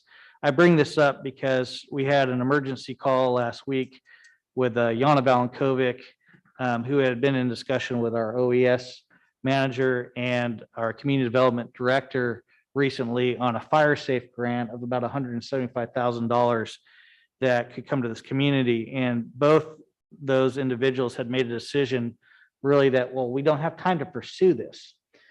But in the state we're in, specific to fire and our opportunity to help rebuild some capacity around our fire safe councils, which really this grant is intended to lie with, we know our fire safe council over time from lack of volunteer efforts has collapsed. Well, this now brings dollars into a paid position to give those type of volunteer groups capacity to pursue things that are important that we need, especially in the WUI as we have right now, which is the the urban wildlife, the wildfire, wildland urban interface. Thank you, Supervisor Short. So in talking with CO Lopez and getting on the phone with both Randy Hooper and Yana, I think we have basically a course forward where we could start pursuing some money here. I just don't want it to get that far down the road without the board really having input on how some time's being spent. And again, it gets back to, well, we're all focused on COVID right now and there's nothing else we could be doing, but I think we really need to look at opportunities in the future, how to build some of that capacity internally so we have an avenue to pursue grants. So I just want to get that out on the table, and I'll look to get it on the future agenda. The issues in Hayuchi specific to traffic this year on Highway 199 has never highlighted itself more than it has today. 199 has just been an absolute zoo this summer, and I don't think this is a problem that's going to go away. I think the exposure of Del Norte County on a world stage now is just going to keep that level of traffic up. How we deal with it in towns like Gasky, how we deal with it in towns like Hayuchi, where there needs to be traffic calming measures that were resisted dramatically several years ago. How we get back to the point of having that conversation for traffic calming, so not only our constituents, but also our visitors are not in harm's way, I think is extremely important. And I know we've had several accidents in Hayuchi this year.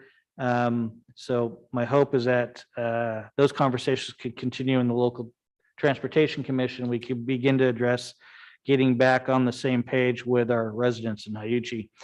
I know both Supervisor Hemmingson and I have been talking a great deal with Jeff Marzell, the Forest Service.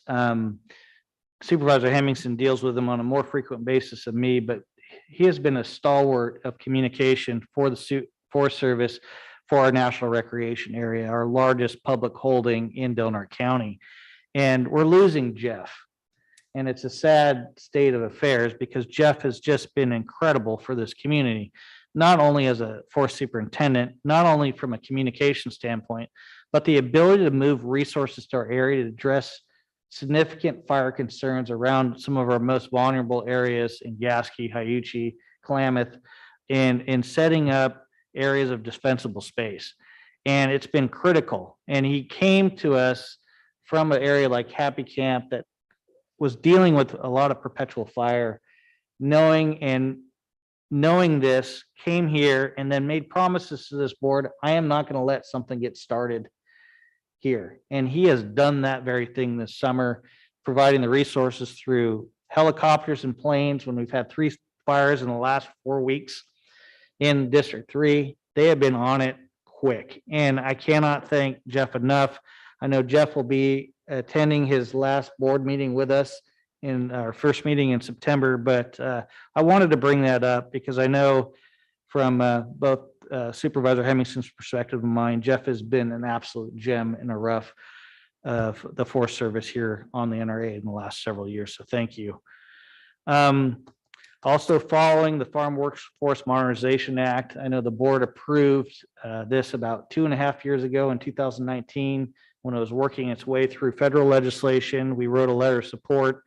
It looks like that Workforce Modernization Act does have legs this year in Congress. It would be a good thing if that does happen, but we are following it very closely at CSAC as one of those efforts to stay behind. I do want to briefly touch on some of the things that Supervisor Hemmingson brought up specific to RCRC and the differences on how CSAC operates. CSAC, and we do have a meeting, our quarterly meeting coming up this week. CSAC operates differently because they choose to operate via a policy platform. And that policy platform gives the executive board guidance on what to support or not to support as far as legislation goes. And they really don't key in on specific legislation to advocate for or essentially oppose in a given year unless it really arises to a level of tension.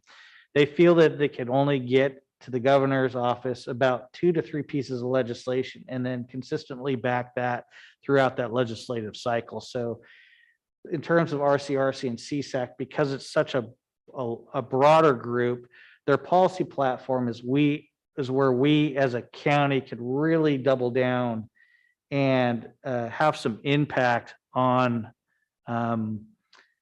what they advocate for. And I know we do that at our quarterly meetings, and I know we do that at our annual meetings. So I'd encourage the supervisors in December at the annual meeting to participate in those committees like Ag and Natural Resources, like Health and Human Services committees, like Finance Committee, that put positions specific to rural county into the policy. So CSAC's Executive Board of Directors can advocate those positions to the state legislature. So a little bit of difference on how that works, but important for everybody here to understand. And that's what I'll end with today. Supervisor Hemmingson, please. Yeah, thanks for bringing up our district ranger, Marzell. Yeah, he'll be sorely missed.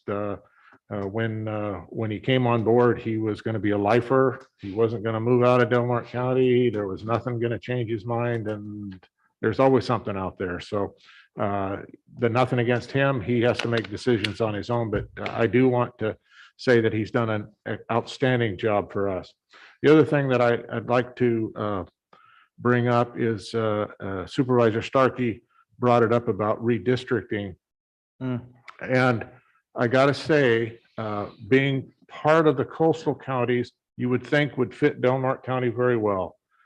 But in my opinion, and maybe this is something that we should have a discussion of the board, is that our issues as far as water, forest, and other things align more with our county to the east, Siskiyou County, than they do with Humboldt County. So being a coastal county, in my opinion, has not necessarily served us as well. And I don't know that I can put my finger on something that was different, but it seems so when we had representation to the east, we had there was a little more focus put on us than there is now. So a little bit concerning to me, and I don't know what the chances of us getting moved out of a coastal county are, but I think we should have that discussion and we should look into that a little closer because our alignment with Humboldt County, for example, does not always fit our community. So I just wanted to throw those things out there, and that may be a discussion that we want to have. No, and I'd certainly agree with that. I appreciate you bringing that up, Supervisor Hemmingson. Maybe Kylie could take note of that. If I don't know what kind of timeline we are on, but I know Autumn was going to report back to us, I hope, at a later date, and she could obviously fold that into our local discussions too. I believe that the community of interest comment period closes on the first week of September, so I think we're too late. I tried to bring that to your attention, but. Okay. That's. No, not a problem. I do miss a few things. Okay, that is the end of our meeting. I appreciate everybody's time. Thank you for joining us. We'll be back here in